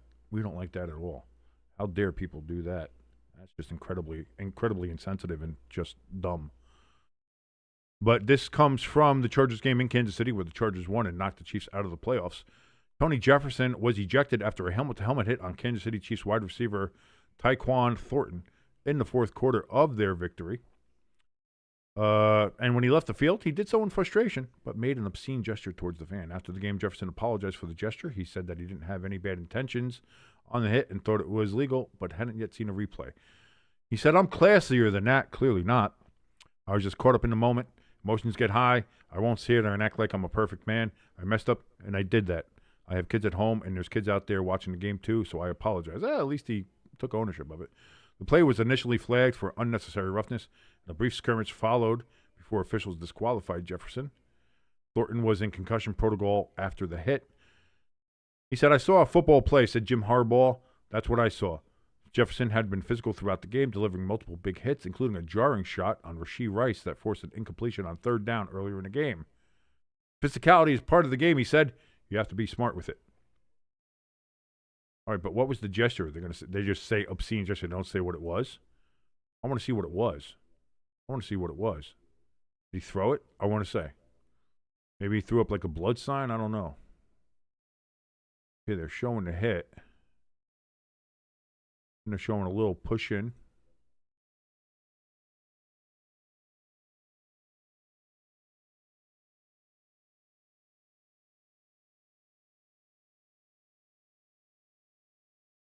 Oh, they didn't show the gesture. Boo. I wanted to see the gesture. By the way, question 6 here from your good friend ELS on this Christmas trivia night.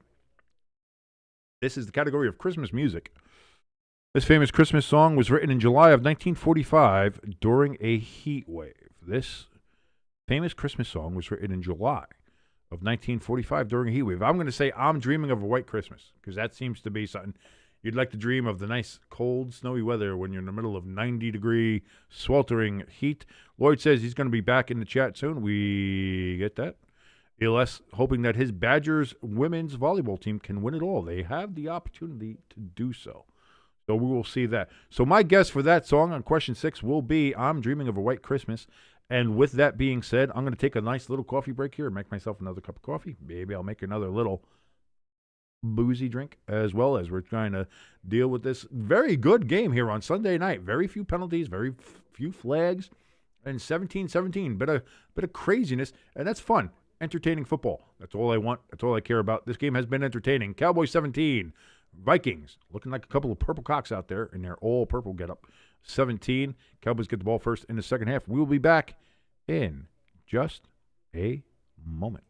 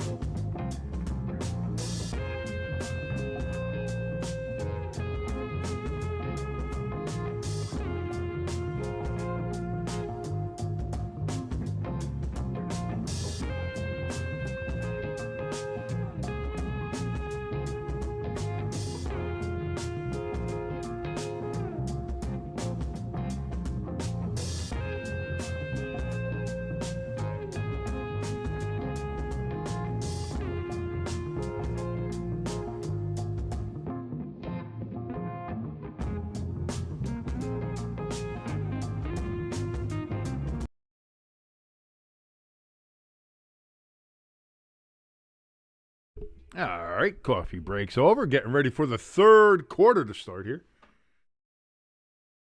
Psst, by the way, had a little bit of a coffee break, but also had to get some cuddle time in there with Pepper Jack. You know how that goes. Got to get the cuddles in. It's been a long day. I've had 3 games. Not a lot of time for little hugs and little kisses where you got to get them. So you got to get them when you can. Got to get them when you can. Don't forget. Hugs and kisses. Very important. So halftime, also while getting coffee, or also in this case getting coffee and making a drink, got to balance out. Get in your hugs and kisses where you can. By the way, the answer was let it snow, let it snow, let it snow. I thought it was White Christmas. Oh, look at that.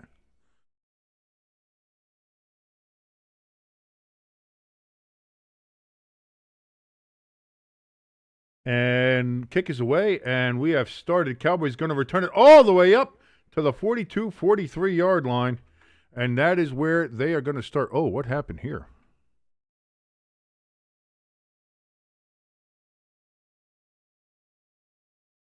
Whoa, that was weird. Not sure what happened there.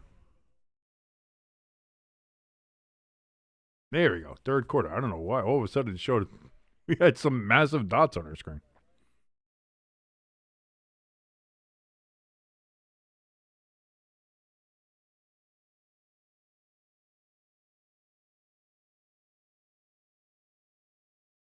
Whoa, Javonte Williams runs all the way through the Vikings and gets all the way down to the Minnesota 43 on first down and makes it first down again.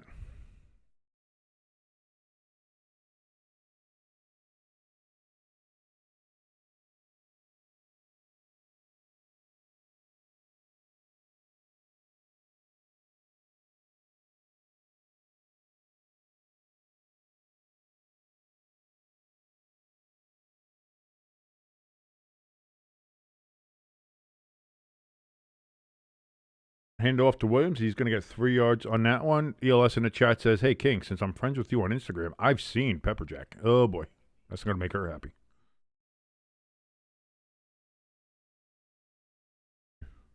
She's going to be like, get off of everything.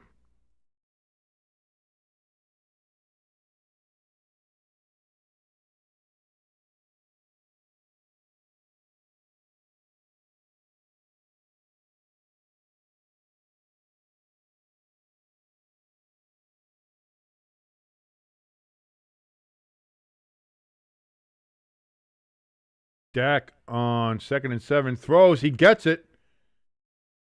Is that Schoonmaker? Schoonmaker's going to get down to the 11-yard line. Dak was just able to get that away. And a little bit of a Mahomesian play. One that, didn't tear his ACL, but.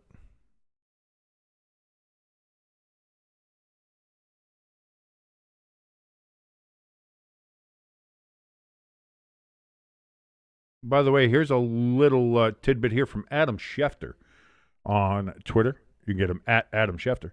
It says 6 teams won in Week 15 after trailing by at least 10 points at any point in the game, tied for the most in a single week in NFL history. The Bills overcame a 21-point deficit to beat New England, while Atlanta overcame 14 points to beat the Buccaneers. Pass attempt on 1st and 10 to CeeDee Lamb, incomplete. Looking for a flag, is not going to get it.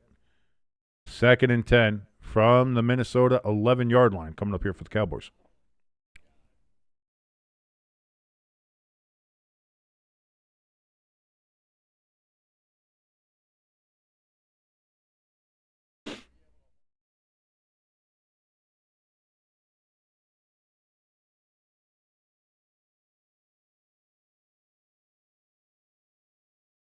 Second and 10 is going to be a handoff, gain of 2 is what it looks like. 3rd and 8 coming up from the 9. Hey, I called it right this time. Hey, see, I do know what I'm looking at. Sometimes. Sometimes I know what I'm looking at. I think I know what I'm looking at more from here than what the refs are looking at from actually being there, but. Pecan is asking, can you look up how many flags were thrown in the Saints game He feels it has to be a record. I don't know if they do a stat for flags thrown or if it's just penalties accepted. Turpin is going to catch this. It's only going to be for about a yard. And it's going to be 4th and 7 from the 8. And it is indeed 4th and 7 from the 8. Will the Cowboys just go for the field goal or will they go for the touchdown? It looks like they're going to go for it.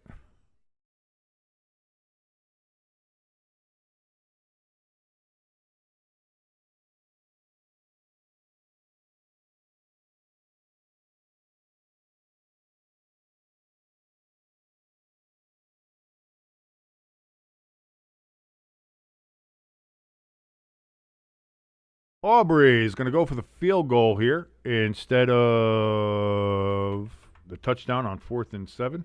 And the Cowboys take a 3-point lead, 20-17 over the Minnesota Purple Cocks. And Minnesota will get the ball coming up here for the first time in the second half. Irish says, you are not blind enough to qualify to be an NFL ref. Are you sure about that? I'm telling you right now. I think I could be. But I guess what you're saying is that, yes, I know. Even as blind as bad as I am, I'm still better than most NFL refs. That's not a shocker.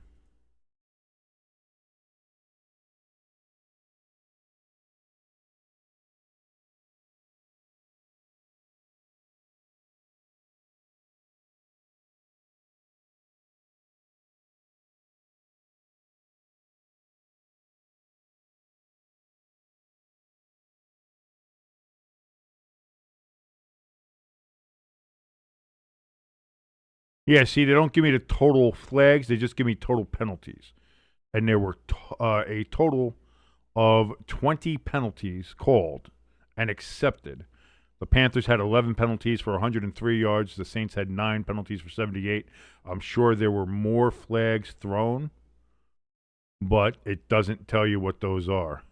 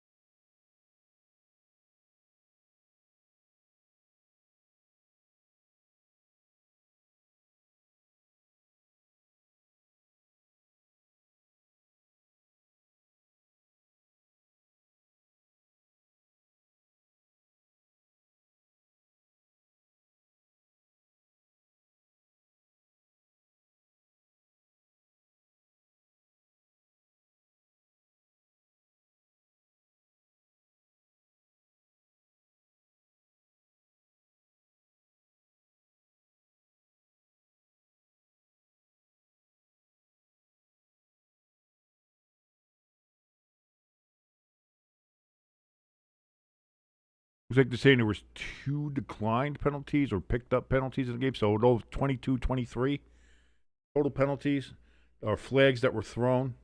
So a lot of flags there. Kind of like Thursday nights. Big return here for the Vikings. They're going to get it up to, hard to tell because it was the spider cam view there, so I can't really tell. But it's up to the 42, so decent return for the Vikings. And they'll start on their own 42-yard line. Pecan says it was frustrating watching that game, and I can imagine. By the way, question 7 up here. 7 up.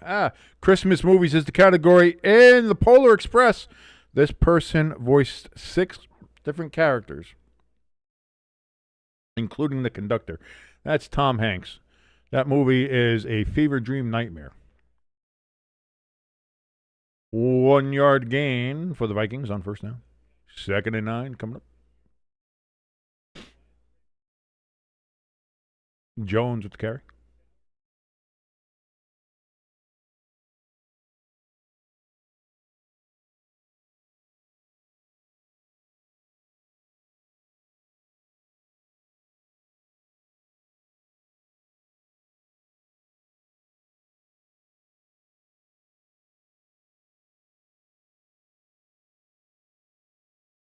Yeah, and the answer is Tom Hanks. Yeah, that was rather easy. So, J.J. McCarthy on 2nd and 9 is throwing down the field. It's going to fall out of bounds. Incomplete. 3rd and 9. J.J. was getting a little bit of pressure on that play by the Cowboys defense. 10:22 remaining in the third quarter.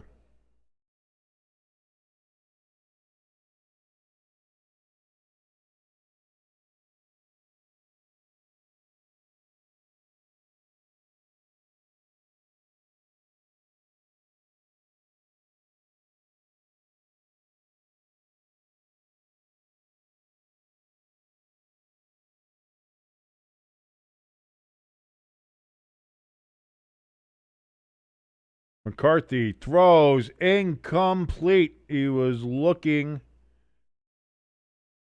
at Naylor, who's actually back in the game. I thought he wasn't going to be back in after that concussion hit on his touchdown pass earlier in the game, but apparently he is back in.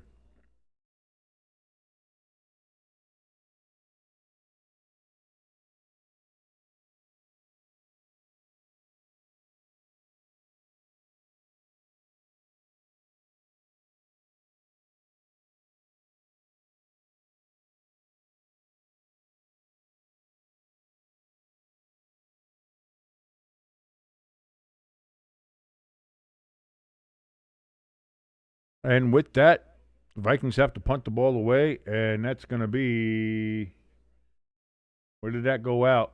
They're going to mark it all the way up at the 10, and so the Cowboys will take over 90 yards to glory for the Dallas. Oh, I never moved the Vikings over? Damn, I'm getting bad at that.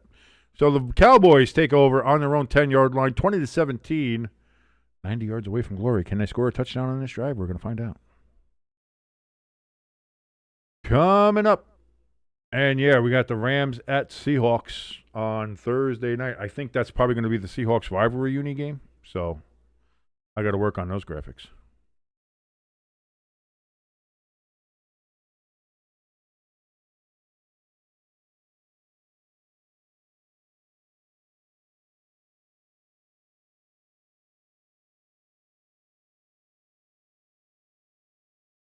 Question 8 on Christmas trivia night here on Sunday Night Football from your good friend ELS.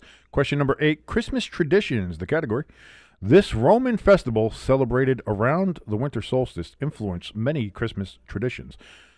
Question again is, this Roman festival celebrated around the winter solstice influenced many Christmas traditions. That would be the festival of Saturnalia, where we get a lot of the gift giving and some of the evergreens, some of the festive joy and dancing, things like that. We get a lot of traditions from that, a lot from the Norse, the Yule log, a lot of the Yule traditions that they have that we got from the Scandinavians into the Northern European aspects of Christmas. Christmas is, again, it's a big melting pot of different traditions from different cultures that were taken in for over the years as Christianity got assimilated into many of the different European cultures of the time, and it's where we stand now. You know, the Christmas tree is German. The reason we have a Christmas tree at all comes from the Germans and actually comes from the English monarchy, which at that time came from Germany, came from the Hanoverian. There we go. From Hanover. They were all from Hanover. From the Hanoverian line. That became the British. All the Georges 1, 2, 3, 4, all of them came over. Pecan says, what King said is my answer. He says Saturnalia.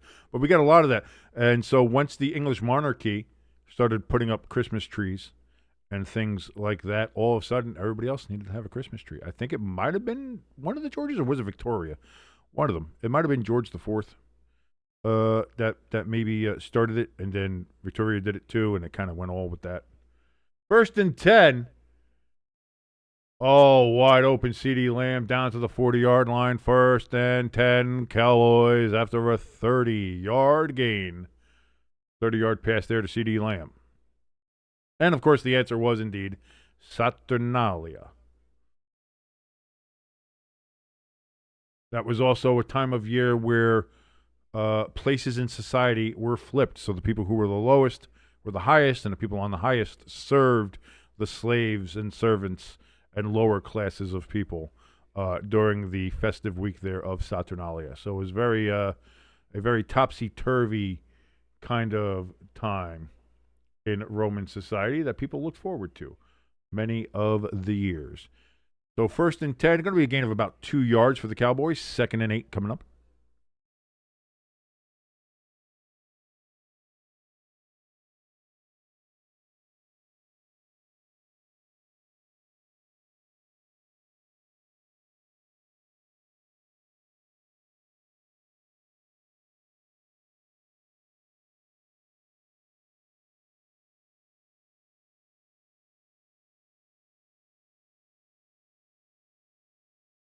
Javonte Williams just running through the Vikings defense.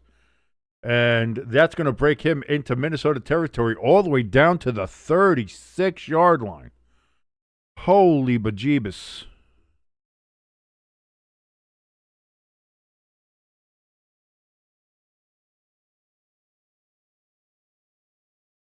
And it's a 21-yard run there for Williams.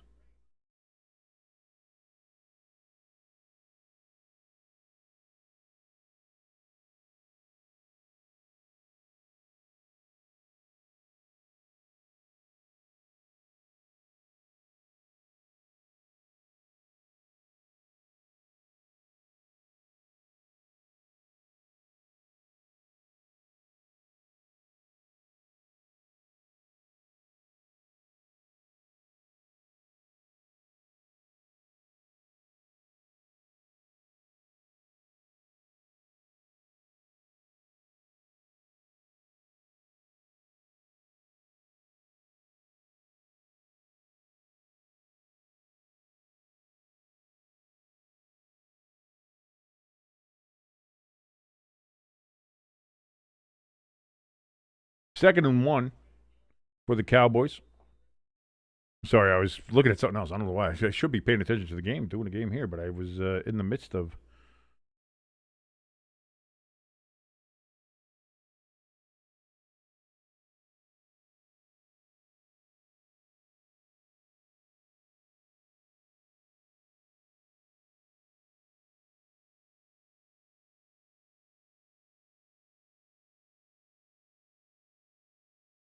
Seven minutes remaining in the third quarter. Cowboys 20, Minnesota 17.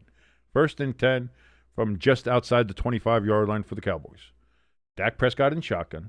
Looks, throws into the ground. Incomplete. Just didn't see anything he liked, I suppose. Threw it at the feet of CeeDee Lamb, so there wasn't a receiver there.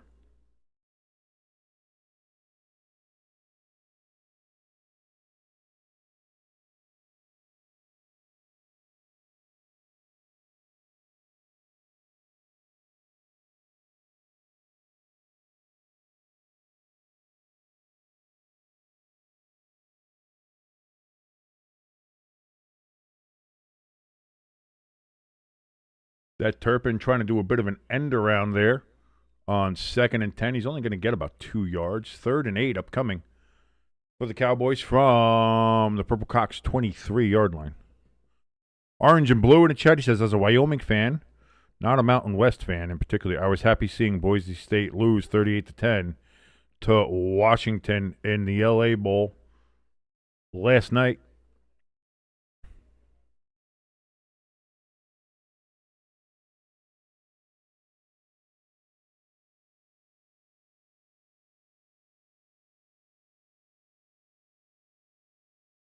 And we've got some movement, and there's a flag down that might be against the Cowboys.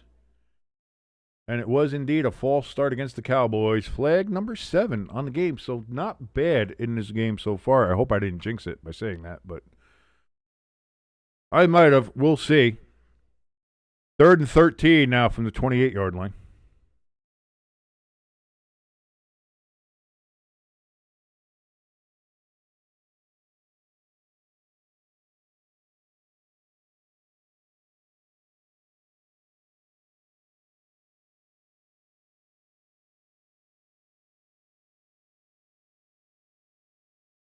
Dak throws over the middle.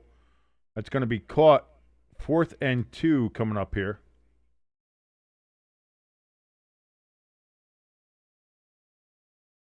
The Cowboys, looks like the Cowboys are going to go for it this time.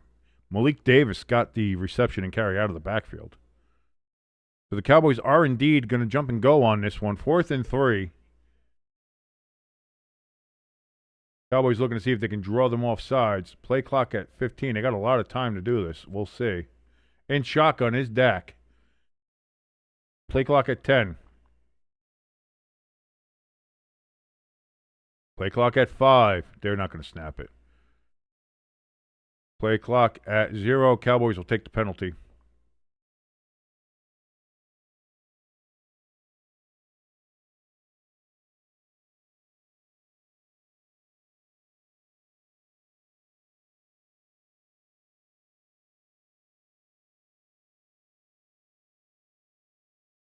So, Brandon Aubrey comes on for the field goal. And this will be after the penalty, making it 4th and 8. Going to be a 41-yard attempt for Brandon Aubrey from the left hash mark. Snap, hold, kick is up, and of course he knocks it through.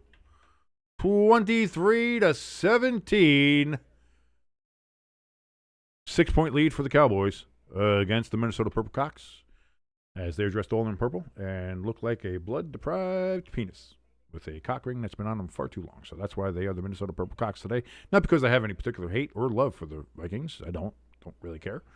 But, you look like a big, giant purple cock. We're going to call you the Purple Cocks. So there we go.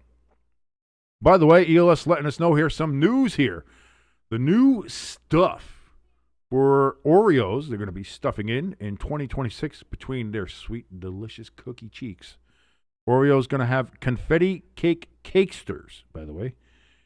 Cookie dough Oreos. So Oreos, chocolate cookies as they are, with a now cookie dough flavored stuffing in between them. A chocolate and peanut butter minis. By the way, and Pepper Jack told me about this as well. The zero sugar Oreos, regular and double stuffed. As a diabetic, let's fucking go. Time for me to stuff my face with Oreos. Once again, I became diabetic probably because I ate too many sleeves of Oreos. Now it's time to eat them with full-on inhibition gone. No worries. Probably a lot because there's probably carbohydrates in them as well. So definitely got to look at that. And we'll look at that, and I will be moderate. I will be moderate with my Oreo intake. But it's very cool to see zero sugar Oreos coming out. We'll see how many carbs they have on them. And by the way, also, they will have chocolate ganache Oreo thins will be available as well. Plus, Reese's Oreos will be returning as a permanent fixture. As apparently it went over very well with a lot of the people having the peanut butter Oreo, the peanut butter and chocolate. Can't beat that flavor combination. Reese's Oreos are going to be a permanent fixture moving forward in 2026. Orange and Blue says, Reese's Oreos? Yes, there were Reese's Oreos, I think it was earlier this year, towards like September, October, like around the Halloween time, early fall time. They had that. I think I remember that. I'll say, from my thinning, disappearing hair. As anybody remembers, just I've been growing this hair out now for almost a year now, and I used to shave my head, but it's been a while. One day I got lazy and decided not to, so now I actually have a little bit of hair growing. But as you can see, look at that giant bold stripe I got going down there. That's just terrible. But I'm lazy, so fuck it. Orange and Blue says this game is kind of weird. The Cowboys don't have a sack yet. Yeah, it's been a weird game. It's been a fun game. It's been entertaining. I'll say that, and that's honestly all I want from my games. I just want an entertaining game. And this has been entertaining. And the Vikings, they're going to return that ball. Or where the hell are they? Again, the camera work on the kickoff, not particularly great. 27 is where the Vikings are going to start this drive. Can they get something going down? 6 points to the Cowboys here. 23-17. J.J. McCarthy going to come on the field, and we'll see what happens. By the way, question 9 from ELS. A little late with that one, but we'll see. Christmas potpourri is the category, and we'll say it after this play. 1st and 10 for the Vikings from the 27-yard line.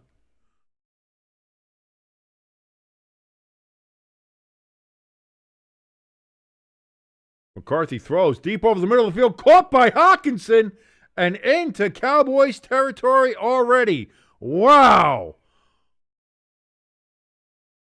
What a play.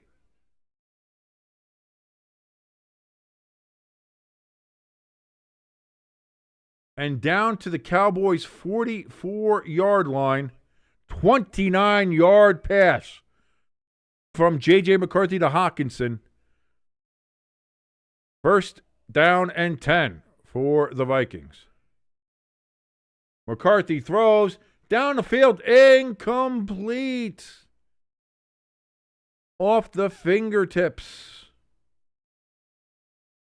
of Jefferson. McCarthy was hit as he threw, so that might have caused a bit of the inaccuracy. But, Jefferson was there, and he was open.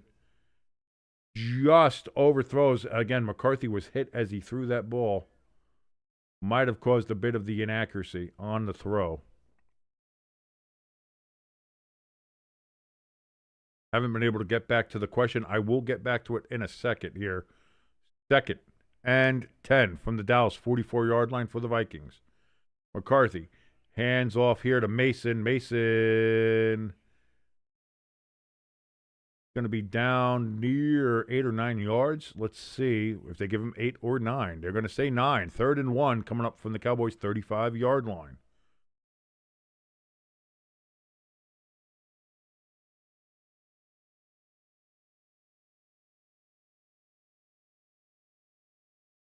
Nine-yard run from Mason. 3rd and 1. Vikings looking to convert here. Can the Purple Cocks get penetration against the Cowboys? Naylor giving the ball on an end run, and he loses 3 yards. 4th and 4 upcoming now for the Vikings.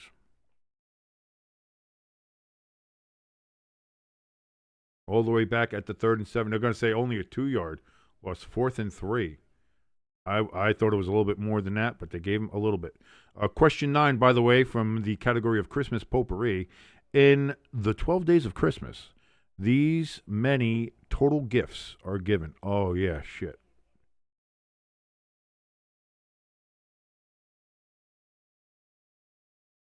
So 4th and 3, Vikings going to go for it. Throws. Caught by Naylor. 1st down at the 14-yard line.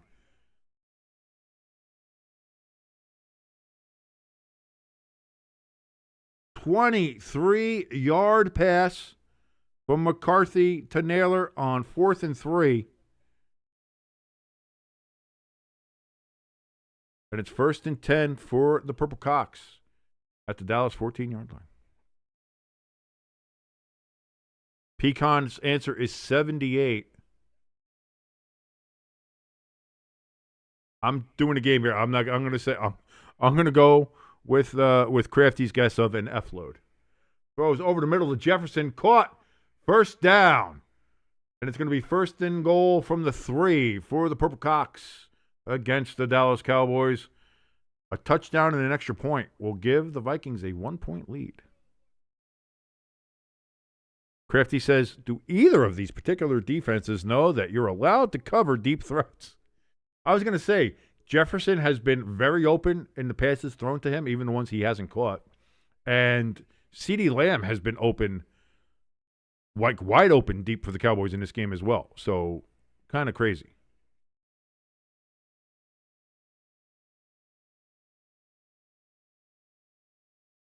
First and goal. Incomplete. J.J. McCarthy facing pressure. We got a flag in the back of the end zone, however.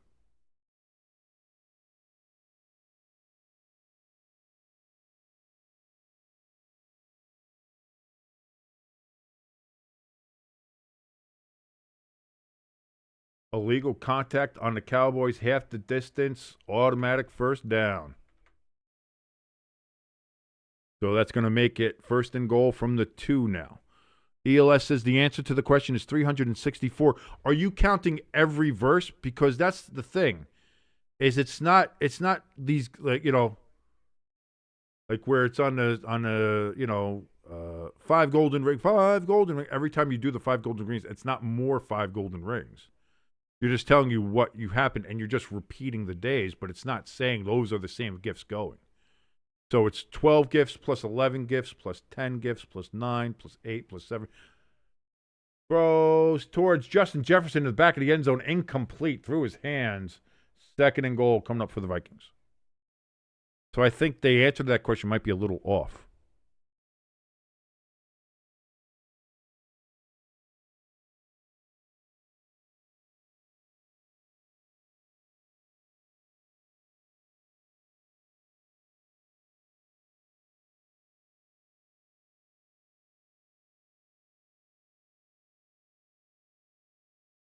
The answer actually comes to 78. 78 is the question, is the answer to that question. And Jones walks in. The Purple Cocks get penetration into the end zone. Touchdown. Minnesota Purple Cock Vikings.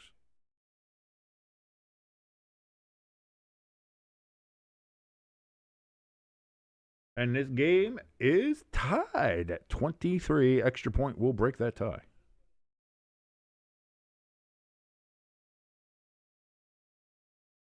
Yeah, that's the thing. The question was how many gifts were given, not how many times are the lyrics for the gifts repeated. Yeah. Extra point is up, and it is good. And the Vikings take a 24-23 lead over the Dallas Cowboys here. 1:12 remaining in the third quarter. ELS says after further review, the 78 is correct. As I was going to say here, yeah, like if it was just, say, if you took all the times that the gifts are repeated in the song, then the answer would indeed be 364. So Orange and Blue was 100% correct with his guess of 78. Lloyd said he had to go somewhere and that he'd be back, so we'll see what happens.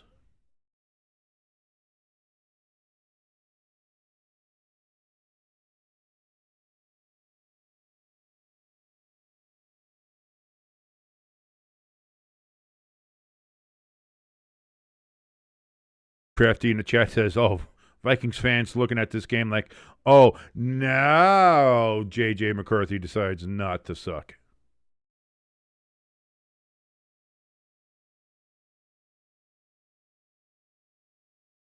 And again, not bad right now. J.J. McCarthy currently 11 of 20, 1 touchdown. That one tipped at the line interception to start the game off on the second play of the game. But 11 of 20, 204 yards, 1 touchdown, 1 pick for J.J. Dak Prescott, 16 of 26 for 202. No touchdowns, no picks. So, again, J.J. going toe to toe here with Dak Prescott.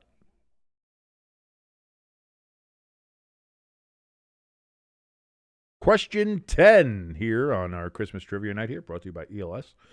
And this is Christmas potpourri is the category. This plant used for Christmas decoration is actually a parasite. I know mistletoe is poisonous. Is it also a parasite? I don't know. That might be poinsettias.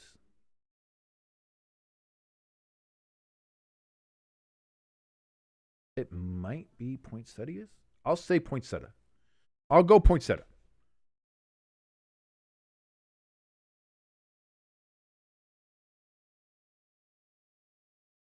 Flexed Sunday night game next week as the Patriots 11-3 will take on the Ravens, who got a desperately needed win against the Cincinnati Bengals, shutting them out today and sitting at 7-7. Crafty's answer is mistletoe. I think that's poisonous. I don't know if it's a parasite. It might be. Pecan also says mistletoe. I'm going poinsettia. And that kick is going to go into the end zone for a touchback. So, rare touchback on a kickoff.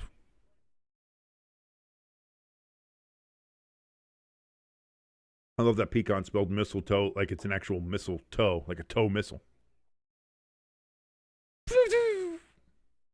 Those toe missiles, man, you don't want to fuck with those. The answer is indeed mistletoe. The mistletoe is parasitic, I guess, and also poisonous.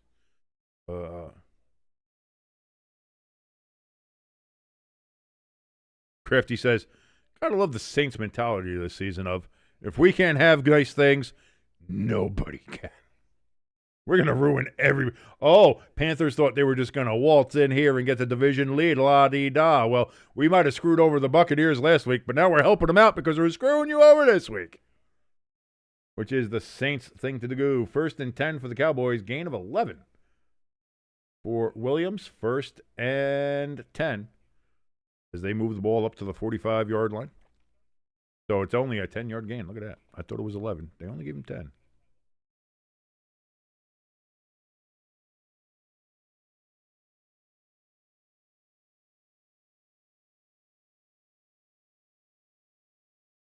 So, after that 10-yard run from Devontae Williams, sorry. And they're going to give the ball to him again, and he's going to get about 9 yards on that carry. And that's going to be, most likely, the last play of the third quarter.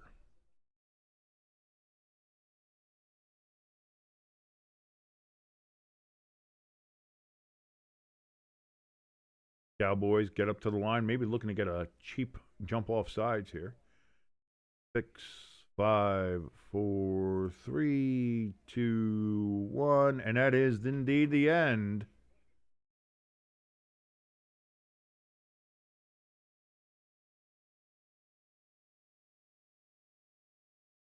And we have reached the fourth quarter here in Arlington, Texas. The Dallas Cowboys trailing the Minnesota Purple Cocks 24-23. Get the fours up, ladies and gentlemen, as we do, as the players do, coaches do on the sidelines. You'll see when the fourth quarter comes up, they all put up the 4 fingers to say, we are here for all 4 quarters, and we are going to give our best for all 4 quarters, just as we do here on Stay Tuned Sports. 1, 2, 3, 4. Get the fours up in the chat.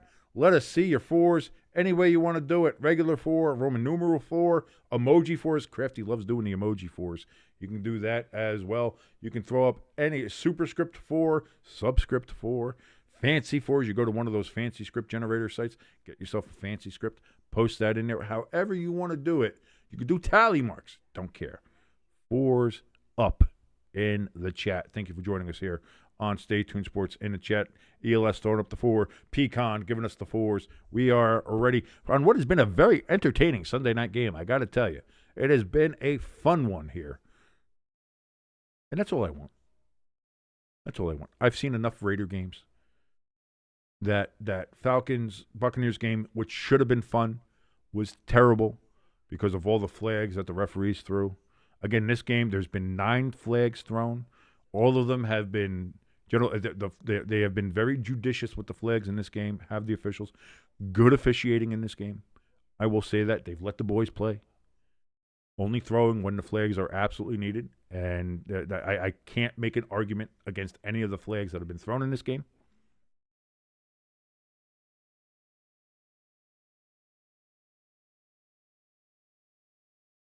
Pecan. Wondering about that. How did they get Shuck from S-H-O-U-G-H? Show? I mean, you look at it, it should be show, yeah. But instead it's Shuck. I don't know. Is he from the South? I wonder where he's from. Like, I wonder if that's like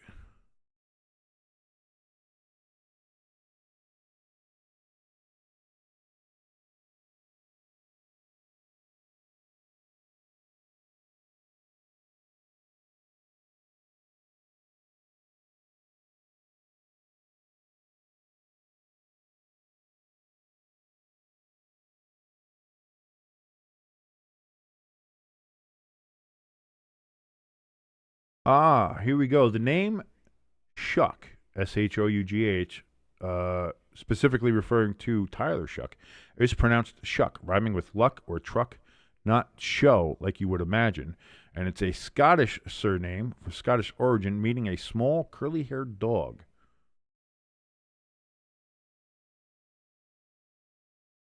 There we go. So that's why it's a Scottish name, and you know how they do.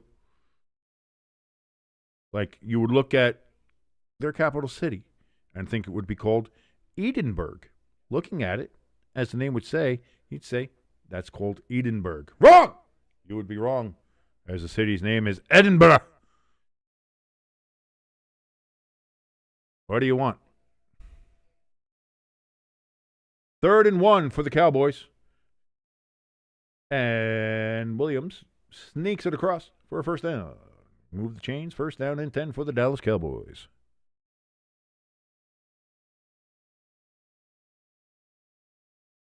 Kenneth in the chat saying Rams versus Seahawks on Thursday night. It's going to be a shootout of a game. We'll see. Devontae Adams most likely will not be playing in that game with his hamstring injury. I don't think it'll be for long. He seems to be pretty optimistic about it, but we'll see. But it does not look like he is going to be out for that long. Oh, Dak hit as he threw. They're going to say incomplete pass. I mean, he was hit as he threw. It was close. I think it was moving forward. They might have to take a look at this because he was hit as he threw. So I don't know if the forward movement of the ball was from him or if it was from him being hit. That's close.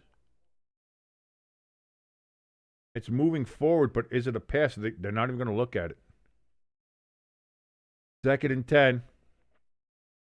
Pickens gets the reception. Gain of about 5. They're going to say gain of 6.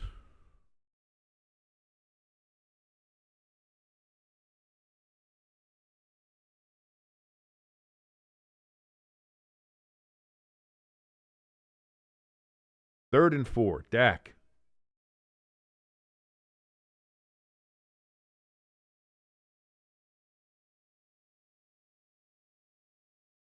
Third and 4. Dak is going to get sacked. Loss of about 3 or 4 yards on that one. It's going to be 4th and 8, I would imagine. But too bad your ass got sacked. Crafty in the chat saying sack Prescott. I told you the dad jokes were coming. I told you, ladies and gentlemen.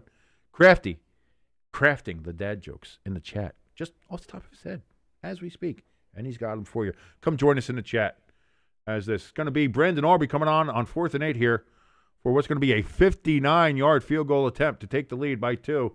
The kick is up. Oh, it's going to be wide. Aubrey misses 2 field goals in a game for the first time in any time that I can remember.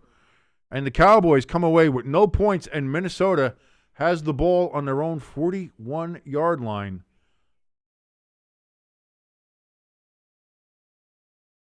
No, it can't be because it goes from where the kick was spotted, not the 41.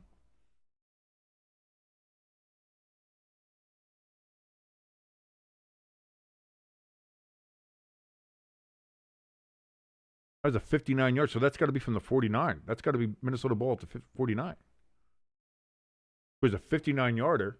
You had the 10 yards from the end zone. Plus 40, that'd be Minnesota ball on the 49-yard line. Cowboys had it at the Minnesota 41.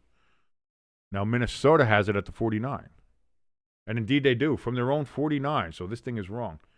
Pitch out here from McCarthy to Mason. Mason gonna dig it and run. Gets about 3-4 yards on the carry. Breaks through to Dallas territory.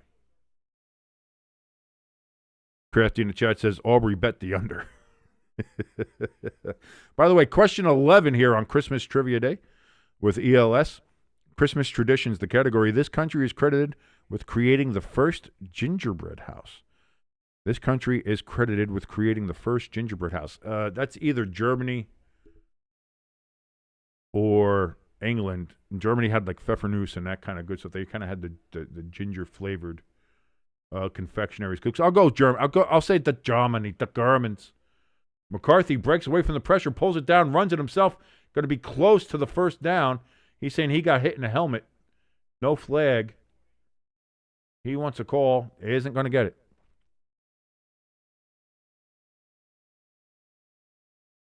I'll say because I know the Germans make Pfeffernuss, which is a fantastic spice cookie, along those lines of gingerbread, and I imagine it feels Germanic. So one of them, Germany, Denmark, Sweden, something like that. It feels like that would be that answer.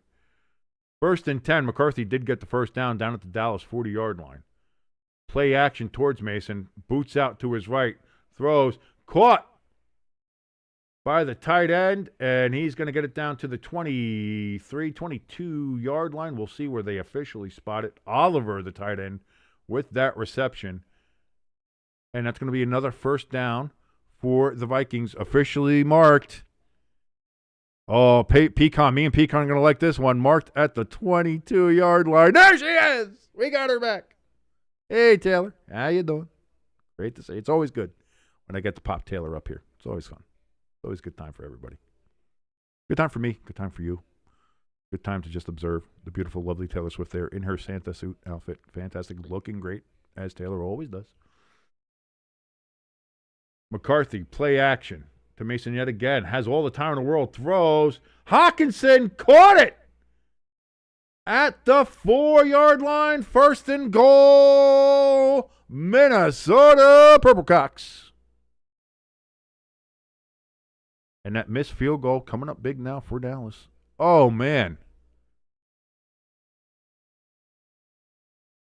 ELS said, put Swift into a Giants jersey. I would not punish that poor girl by doing that. Crafty with the wow on that reception from Hawkinson. Holds the ball, gets possession, yeah. 1st and goal from the 4-yard line for the Vikings, the Purple Cocks, in their all purple, blood-deprived penis cock ring on too long uniforms. McCarthy throws, caught, Naylor with his 2nd touchdown of the game. Naylor, don't even know her.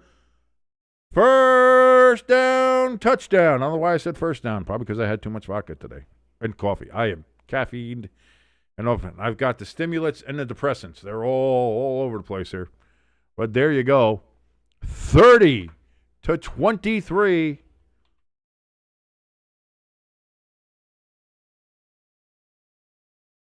Oh, Lloyd hitting us with some entertainment world news here. Rob Reiner has been found dead with a ham sandwich in his throat.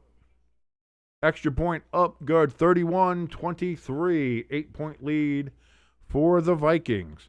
Rob Reiner apparently found dead. That is news now coming across. Let me check on the Twitter, the twits, and see what we got here.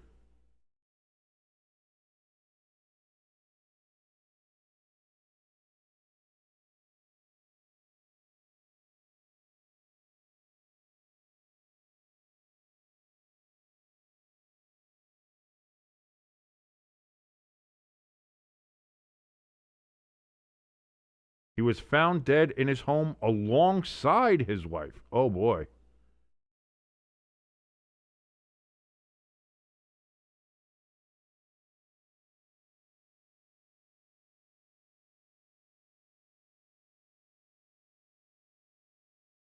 Wonder what happened.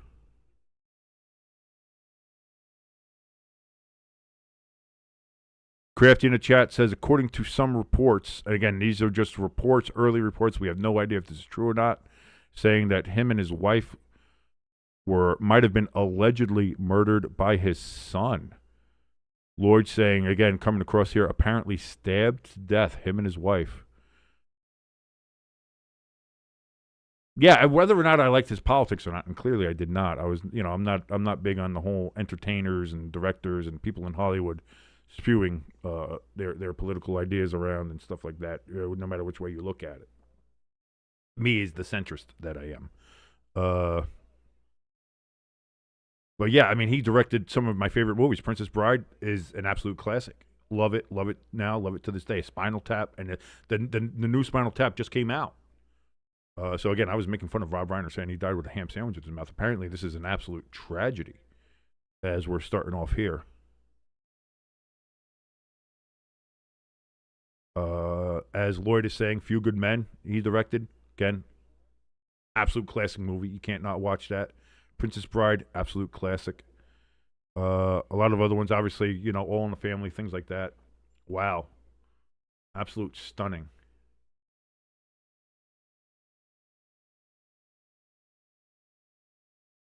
As you look at some of the things, again, Stand By Me, another classic. Misery, When Harry Met Sally. Like when you look at all of that, again, no matter what you want to say or do or feel about somebody's politics or political views or social views or anything like that, and we're all free to have them. The talent, that's the thing, you always have to separate art from the artist, as people always say. You have to be able to do that. I mentioned Spinal Tap as well, Crafty. Yeah, when you look at all that together, like, you have to be able to separate that. And when you look at it from that, his body of work, Rob Reiner had a body of work second to none. Big return here for Turpin. We've got a flag down. He returns it to the Vikings 45-yard line, but there is a flag on the return. It's probably going to, Turpin sees it and he knows it's coming back as he's shaking his head. That flag is down, unfortunately, for Cowboys and Cowboys fans. Holding on, the Cowboys on the return. Yeah, but when you look at like the body of work of Rob Reiner that he had, again, second to none when it comes, especially to directing and films that he directed, produced, anything that had something to do with it. He was, yeah. So,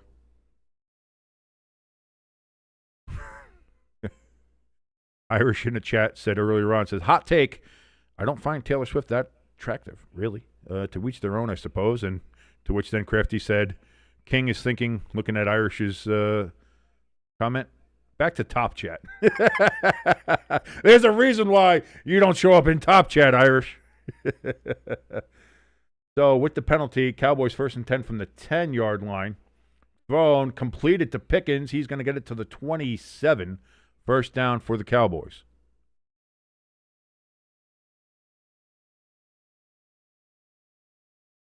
Kenneth in the chat says, if the Cowboys lose this game, you got to look at those 2 missed field goals from Brandon Aubrey.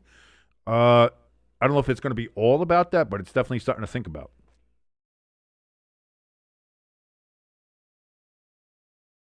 Lloyd says, despite whatever his politics might be, nobody deserves to go out like that. Agreed. So I wonder what drove the if the reports are even vaguely accurate. What was it that drove the Sun to that? Was it perhaps politically motivated? Was it just an argument? Money is always usually a big part of these things. Unfortunately, when you look at things like that, and hopefully that's not, again, you're saying hopefully that's not the case, but it's a murder, one way or the other. So whatever it is, it's already hoping something is or isn't. We're beyond that point. Yeah, I don't know. So again, still very early on with that. So we'll see what the further investigation brings out. But yeah, Rob Reiner, acclaimed Hollywood director for many great movies, found dead alongside his wife, apparently stabbed to death. Well, Crafty, yeah, for the most things, like,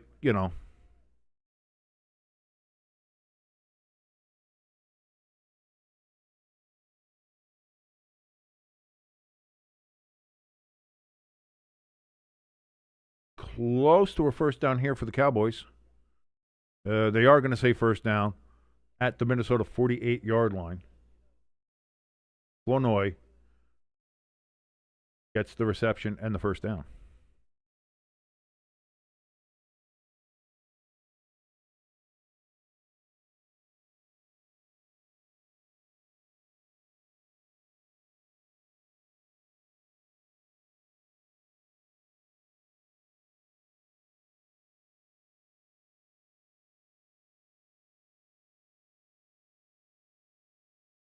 First down to Malik Davis, but there's a flag on the play.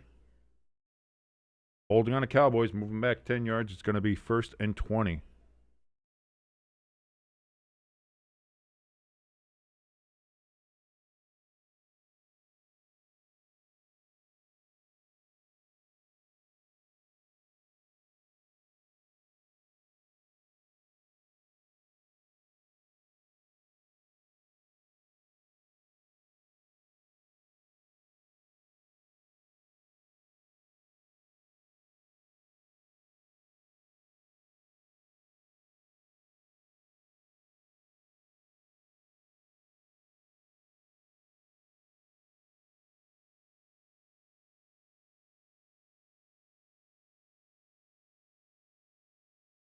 By the way, Irish in the chat says these Hollywood people are really messed up. Their kids are all mental.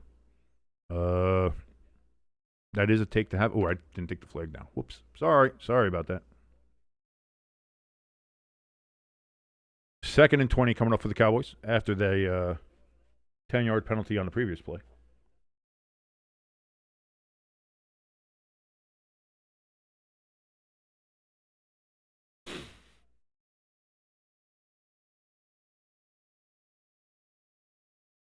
Dak back, looks, throws over the Minnesota defensive lineman, jumping over to try to block the pass. Going to be 10, 12-yard gain there. 13-yard gain. 3rd and 7 for the Cowboys. Kind of figured this is probably 4-down territory, as it is 5:40 and counting remaining in the fourth quarter. Dak getting pressure. Oh, dropped by Malik Davis. 4th and 7. Upcoming. Big down here for the Cowboys offense and for the Vikings defense.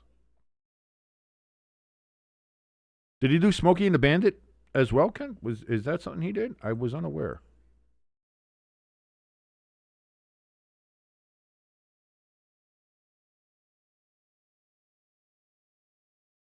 No, he wasn't.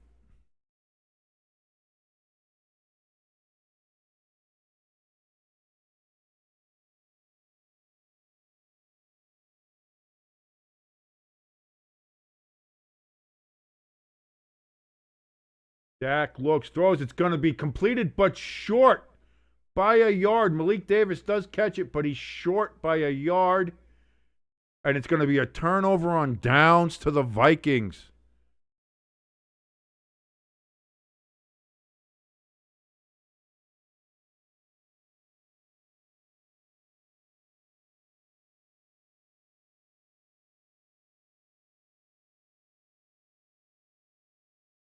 I think he's short. Yeah, he's short. That is not going to be a first down.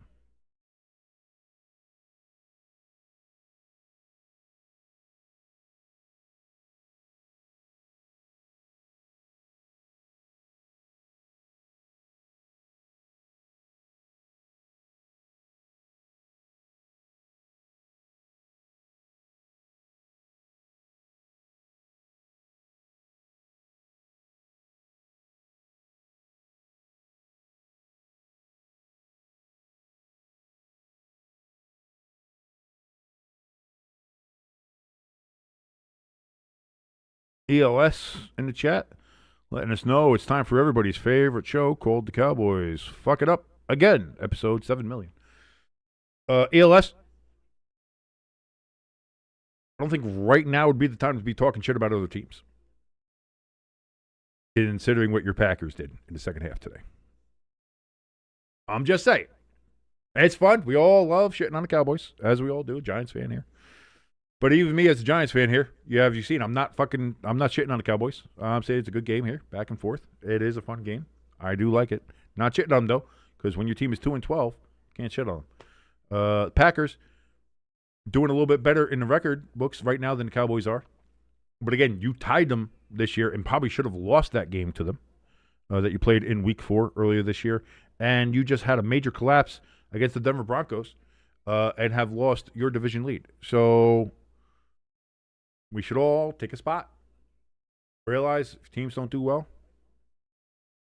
not time to talk shit. ELS says, I need something. I'm a depressed Packers fan.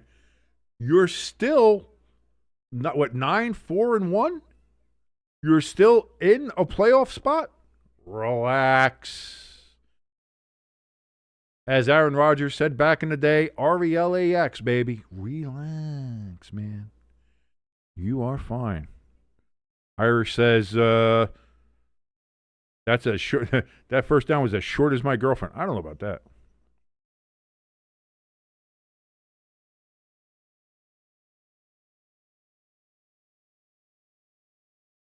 I think Lloyd found a new word online, and he loves just using the cow suffix on everything.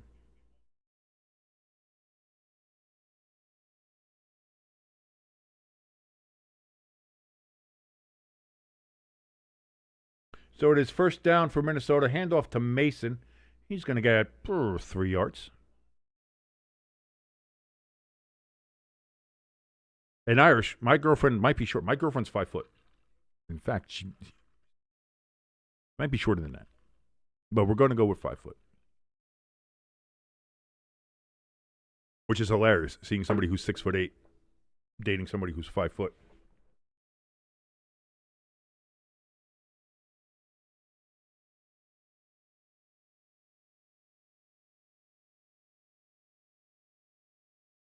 So 4:47 remaining. Both teams have all 3 timeouts. Handoff to Mason. He's going to get back to the line of scrimmage. It's going to be 3rd and 7 for the Vikings.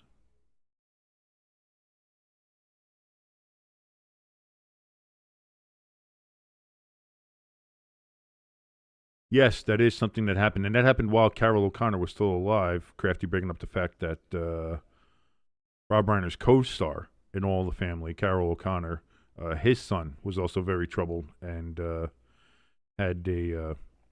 died by his own hands. So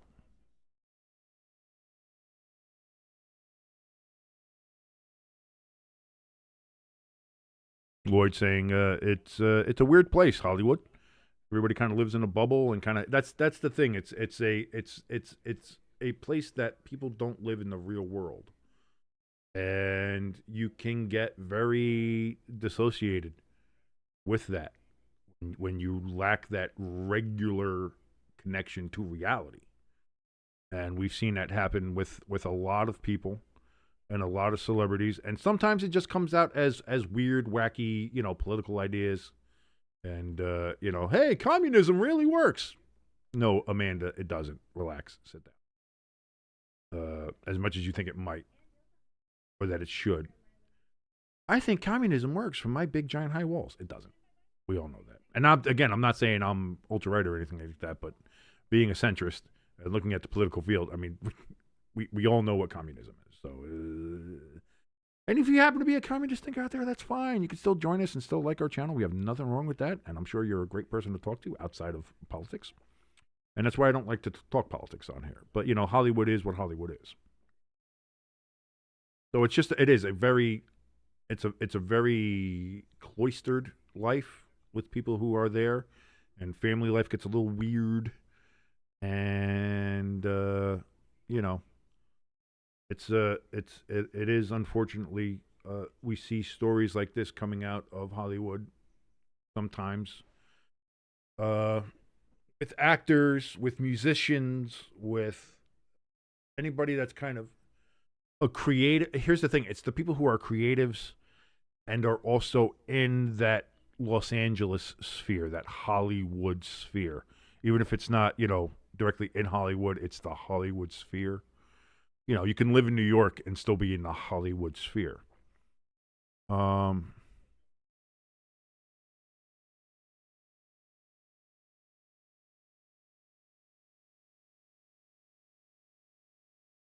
Crafty in the chat saying, did I miss something? Did I miss a memo? Is December 14th injury day in the NFL? Yeah, we've had a ton of injuries here. And not great. Not great when you look at it from that aspect.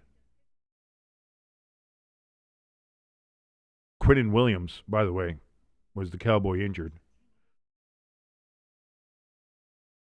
As they just got him from the Jets, and that's not good.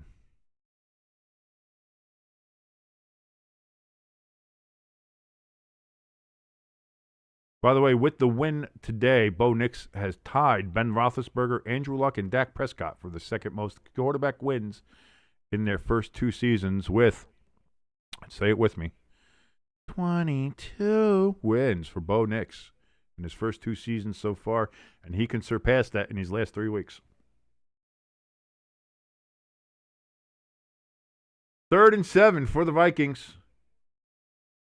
Throws to Hawkinson. He's going to be just short. That's a bad spot from the official. That ball was a lot further out than that. That's a bad spot from the official. Bad spot. They're marking it a full yard short. And that forward progress puts it a lot closer. That's a bad spot. That is a bad spot from the official. Okay, they did move it a little closer. 4th and 1. Vikings are going to go for it.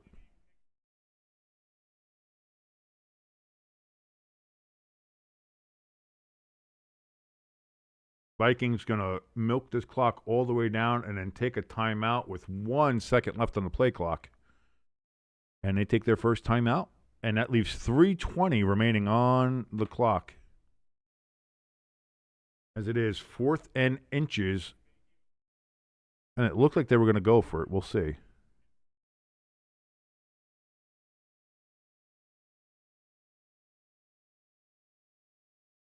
ELS says, I know what'll make Swift more cute.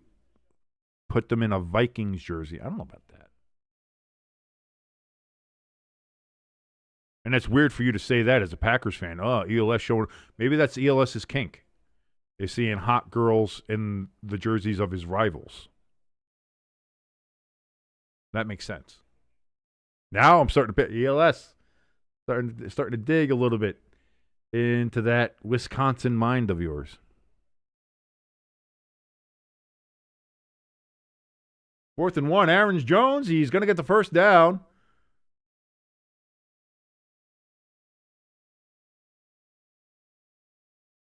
And Dallas is going to have to start taking timeouts. They take their first one. 1st down and 10 for the Vikings as Dallas takes their first timeout, trying to hold on to some kind of hope here. Down 8 as the Vikings have the ball on the Dallas side of the field on the 48-yard line. Crafty in the chat says the Vikings have 8 losses and are eliminated, so might as well say, F it, let's go. And indeed they did, and they got it. Like, hey, J.J. McCarthy, if you would have done this maybe earlier in the year or not been so goddamn injured, maybe something could happen. So J.J. showing a little bit of good play here.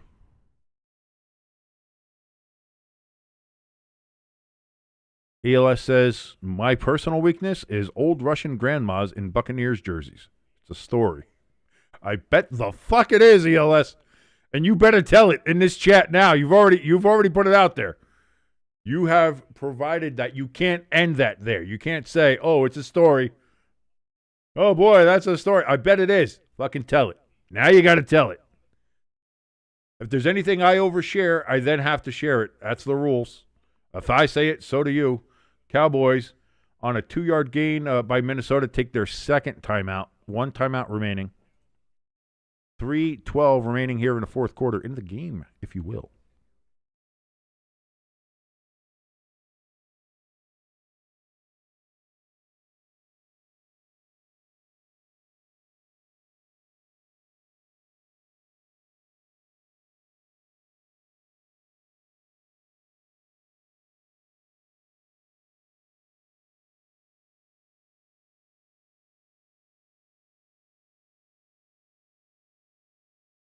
Jones breaks a big run down to the 30. I think he's down.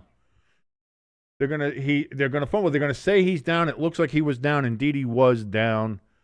Referees mark him down at the 30-yard line. 1st down for the Vikings.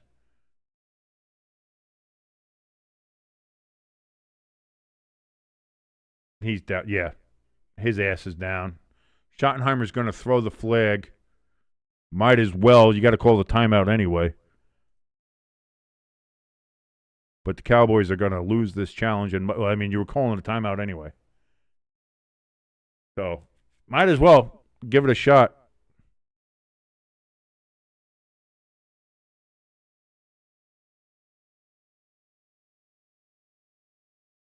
Lloyd, this is a gilf chaser towards ELS. Crafty says, ELS must have hurt when Brady retired then, huh? Lloyd says, ELS admitting he finds the nursing home to be his place to flirt. Hey, listen. Oh, ELS telling a little bit of a story here. So, when ELS was at Walmart, he said he found this old Russian lady who was wearing a Buccaneers jersey. And I thought she was hot as fuck. But the lady gave me the middle finger, so my dating life has been... Hey, listen, at least you tried. And listen, there's some hot... Listen. You know, there's nothing wrong with looking up some of the gilf imagery, as it were. You know, a little Cindy Sinclair, never heard anybody. You know what I'm saying? A little bit of the older ladies out there. I find quite a few older ladies out there very, very attractive, including a few that I won't mention on here because it will definitely get me in trouble. But yeah, man, ain't nothing wrong with that. As I mentioned, we mentioned here on this very thing.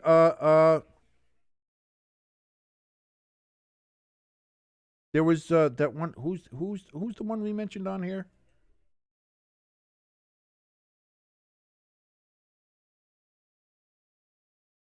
Helen Mirren. That was the one. We were talking about Helen Mirren. She's like in her 80s and still a goddamn smoke show in every way, shape, and form. Yeah, are you kidding me? Helen Mirren is the gilf of gilfs. So there ain't nothing wrong. As they say, the older the berry, the sweeter the juice. And I am a big proponent of that. So there's no shame in the game there, ELS. And especially some of those older Russian gals. I'm with you. I feel you, brother. I feel you on that. So no shame in the game, brother. No shame in the game.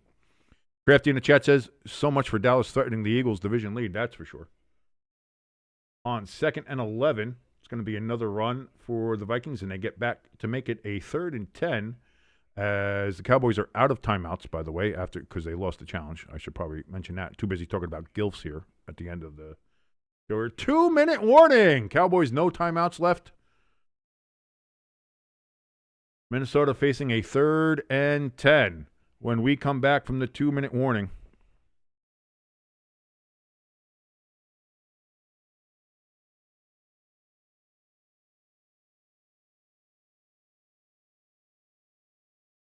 ELS, now you're just making up shit.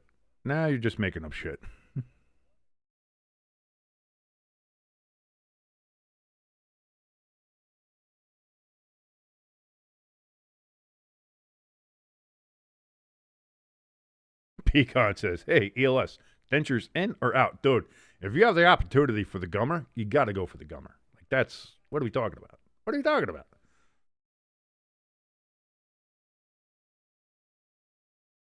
I think here's the thing, Lloyd. I think he's making shit up. I think he's clearly making some shit up. Especially the second one. You're definitely making it. You're not getting assaulted in a quick trip. Unless you're doing something super inappropriate, in which case then you're going to be at fault.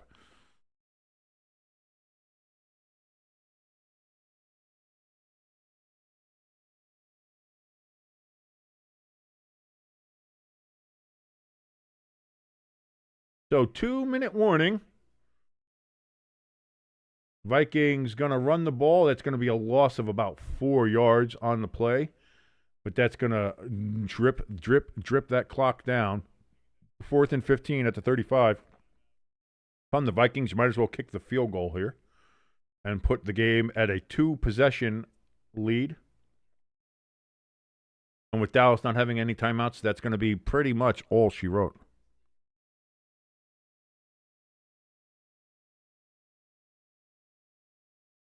Oh, ELS, I love you. I can't believe you. Because you know what? I've seen you.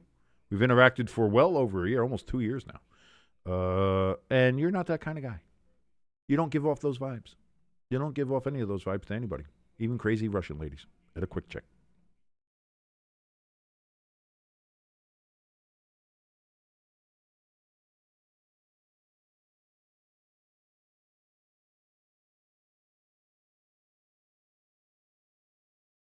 And it's not wrong. Yeah, you get a nice old lady in her 60s, 50s, and 60s. They'll rock your world, man. They will absolutely rock your world. So there's not wrong. Hey, a little bit of fun there at that later part. Hey, not wrong. Like I said, they're just looking for a little bit of fun and companionship. You're just looking for a little bit of fun and companionship. It works, baby. It works. Older the berry, sweeter the juice, as I say. Snap, hold, kick is up, and it's Gus going to sneak in, and it's going to be now an 11-point game. 34-23. The Purple Cocks lead over the Dallas Cowboys as the Vikings finding good luck with their cock ring on too long uniforms. Like a blood-deprived penis. Bunch of 53 blood-deprived penises on there, or as Bonnie Blue calls that, a Tuesday.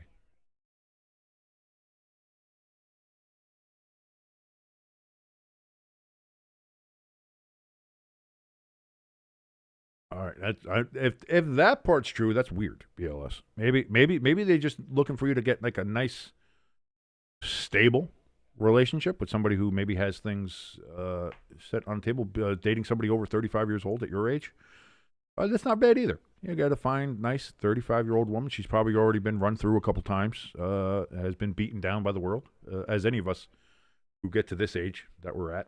I'm 44 here, has kind of done. And the world just kind of sucks. But then, hey, listen, you never know. You find somebody really special at those ages. Again, I was 38 years old when me and Pepperjack finally got together, and she's been the love of my life. So maybe you'll find that too.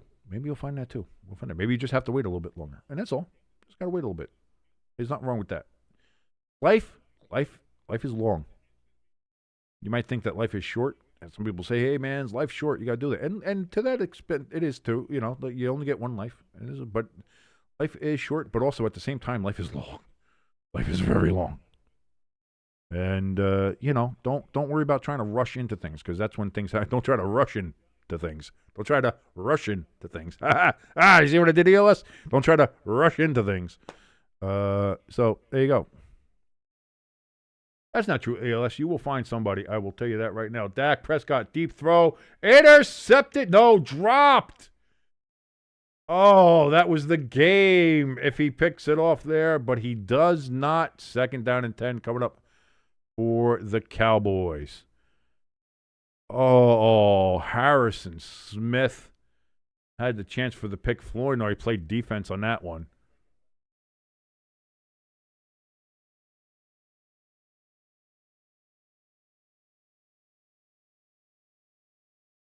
Lloyd says, good pun. Crafty says, King beat me to it.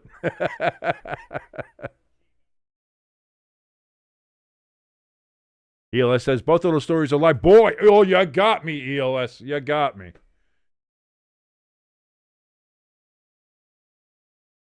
Bingo with the catch.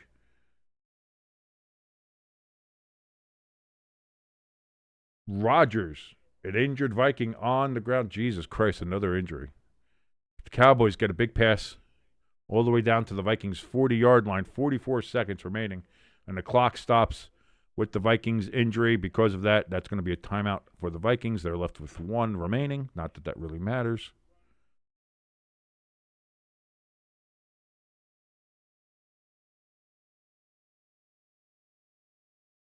Crafty says the injury bug had to claim one last victim, at least for the Sunday. Maybe once this day moves over to midnight, that will stop, and maybe we won't have any big major injuries there for Monday Night Football. I certainly hope. I hope it's a day thing and not the football week thing. Let the injuries be just limited to Sunday, December 14th, 2025, because this has been Black Sunday when it comes to NFL injuries. Holy shit. No, you won't. ELS, I had the same thought when I was your age, and I was very large. I was larger than even you are. And I know you're like, oh, maybe because, the way I look, whatever. I was larger than you.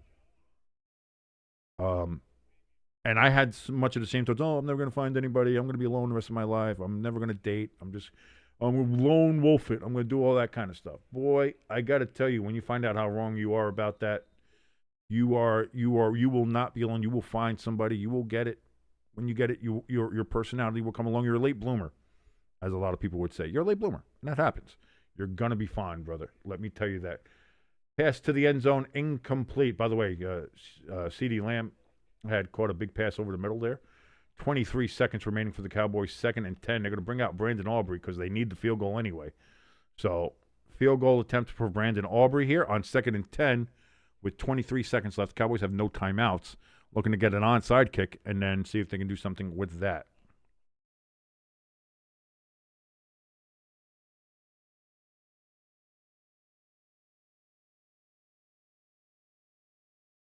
ELS, that's not true. Kick up, good for the Cowboys. Making an 8-point game. And they will try to onside it to see if they can get something for this. I don't know why they still had the Vikings having the ball there. Apologize for that.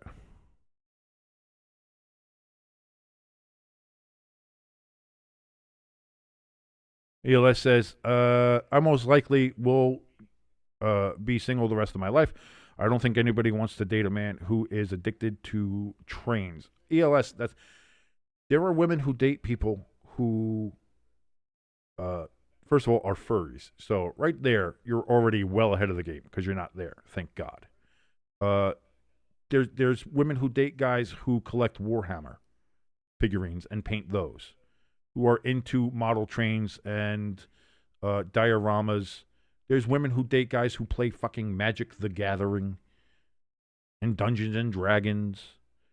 There's women who date and want to marry guys who watch World War I YouTube documentaries endlessly, ceaselessly, and know dumb trivia questions about the history of the sport of hockey.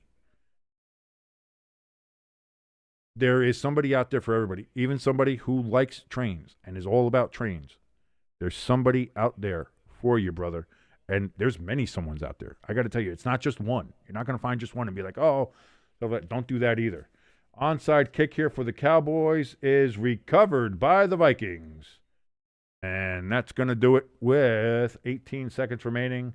Vikings will just kneel on the ball, and they will win this game on Sunday night. So that's the thing, EOS. That's the thing you got to remember about it, is stay confident in yourself. Be you. First of all, don't ever change yourself for somebody else. Don't try to say, oh, well, I got to try to be someone else to attract somebody else. Don't do that, because at the end of the day, you're still going to be you. They're going to find out who you are, the real you is, and then they're going to feel either bamboozled or feel like you tricked them or did something like that. So don't do that. Don't ever change you to try to attract somebody else, because that's not the way to do it. Kneel down. Vikings win. Final from Arlington, and that's going to do it probably for the Cowboy season. They will be out of the playoffs 34-26. The Vikings defeat the Cowboys. The Vikings will go to 6-8. The Cowboys fall to 6-7-1. So Irish in the chat says, way to go, cow patties. Yeah, they kind of did shit the bed. And ELS, here's the other thing too. Like, you got to be, you're in your early 20s. You can't worry about that. You date who you feel like you can date. If you can date somebody, date them. Whether your parents like it or not. Your parents say, I don't approve of you dating. Well, who gives a shit? I'm not a kid. You don't control who I date. I can date who. Why do I got a weird hair that is stuck? It's absolutely screwing with me. I don't like that. No, stop that. You're a grown person. You do what you do. You know what I mean? So, like I said, don't get hung up on it. It will happen. You will get there. You will be able to find somebody and date somebody, and you probably date many somebodies. Like I said, I was a lot like you in your shoes right now. I was alone for well into my 20s. And I thought, oh, nothing's ever going to happen for me. And next thing you know, because I did that mistake too. I think it was the second person I was ever like with. I ended up marrying her. Big mistake, because I thought this is the best it can be. Because no one, I found one. It was only the second woman I was ever with. And married her. Turned out to be a mistake. Very bad mistake. And then from there on, it's like, you end up finding, there are people out there for you, and you'll find them. And I've had several relationships. I've had several situationships. I've had several one nights. That happens. It happens. And you'll find it. And it will happen for you, my brother. It will, as it does for everybody. Don't get sad. Don't get into the whole incel thing, because that's not you either. You know what I mean? Don't worry about it. Don't rush it. life is a long fucking game, brother. Life is a long game, ELS. Believe in you. I love you, as I love everybody in this chat. And, weird way to kind of end this. It's been a weird night. It's been a weird day of football, but we've gotten through it. The Chiefs have been eliminated. Patrick Mahomes tore up his knee. He is out for the year. Micah Parsons tore up his knee. He's out for the year. Packers lose after being up on the Broncos. They collapse in the second half. Then we have this game here where the Cowboys can still battle the Eagles for maybe the division in the NFC East, but they fall to the Vikings as the Vikings win 2 in a row against the NFC East. They won last week 31-0 against the Redskins and then win today 34-26 in Arlington against the Cowboys. Rob Reiner, apparently he and his wife murdered in their home, allegedly. Rumors are it might have been by his son. We have no idea. It's weird shit going on. And we had this over there with the ELS as a little bit of a motivational talk for a boy ELS, and that's all. And that's the same, goes the same for everybody. No matter what it is in life, man, don't worry about it. It'll happen or it won't. Good things, bad things, everything comes along. And as somebody who has lived through a lot of that stuff, when you think in your deepest and darkest, lowest moments, like it'll never get better, it'll never get better. As somebody who has lived through many of those rock bottom moments, and I have had a lot of rock bottom moments in my life. I'll be the first to admit that. It does get better. Believe it or not. Even if you're like in ELS, like I was in my early 20s, you think you're always going to be alone. No one's going to like you. No one's going to love you. No one's going to give you any affection or anything like that. And you think you're at that point. And I got to tell you, it gets better. And even when you maybe have a relationship, you're like, oh boy, this is great. And then that falls through and you're like, this is the worst. It'll never get better. It gets better. And you think you have a great job and things are working great. And sometimes you have your dream job, like working in radio, like I did. It was my dream job. The only dream I ever really had was working in broadcast radio. And I had it. And then you lose that job. And you think it is never going to get better than this. And on the job front, it hasn't happened yet. Again, it's been a long time since I've been unemployed, unfortunately, with that other stuff. But when you look at the big picture, I'm not dead yet. I'm still alive. I'm with somebody. And I'm streaming to you on YouTube. So no matter how bad you think it is in the moment or how good it is in the moment, just always knows that good times, maybe not, they don't always last, but neither do the bad times. And the bad times don't always last. So that's the other thing. As Razor Ramon once said, bad times don't always last, but bad guys do. Okay, Chico. So there we go. That is the end of Sunday Night Football. The Vikings winning 34-26 against the Dallas Cowboys. We will see you here tomorrow night for Monday Night Football. The Miami Dolphins versus the Pittsburgh Steelers. Pittsburgh going to be wearing their all-black uniforms. So that'll be a fun watch, and we will see what happens there. So, until then.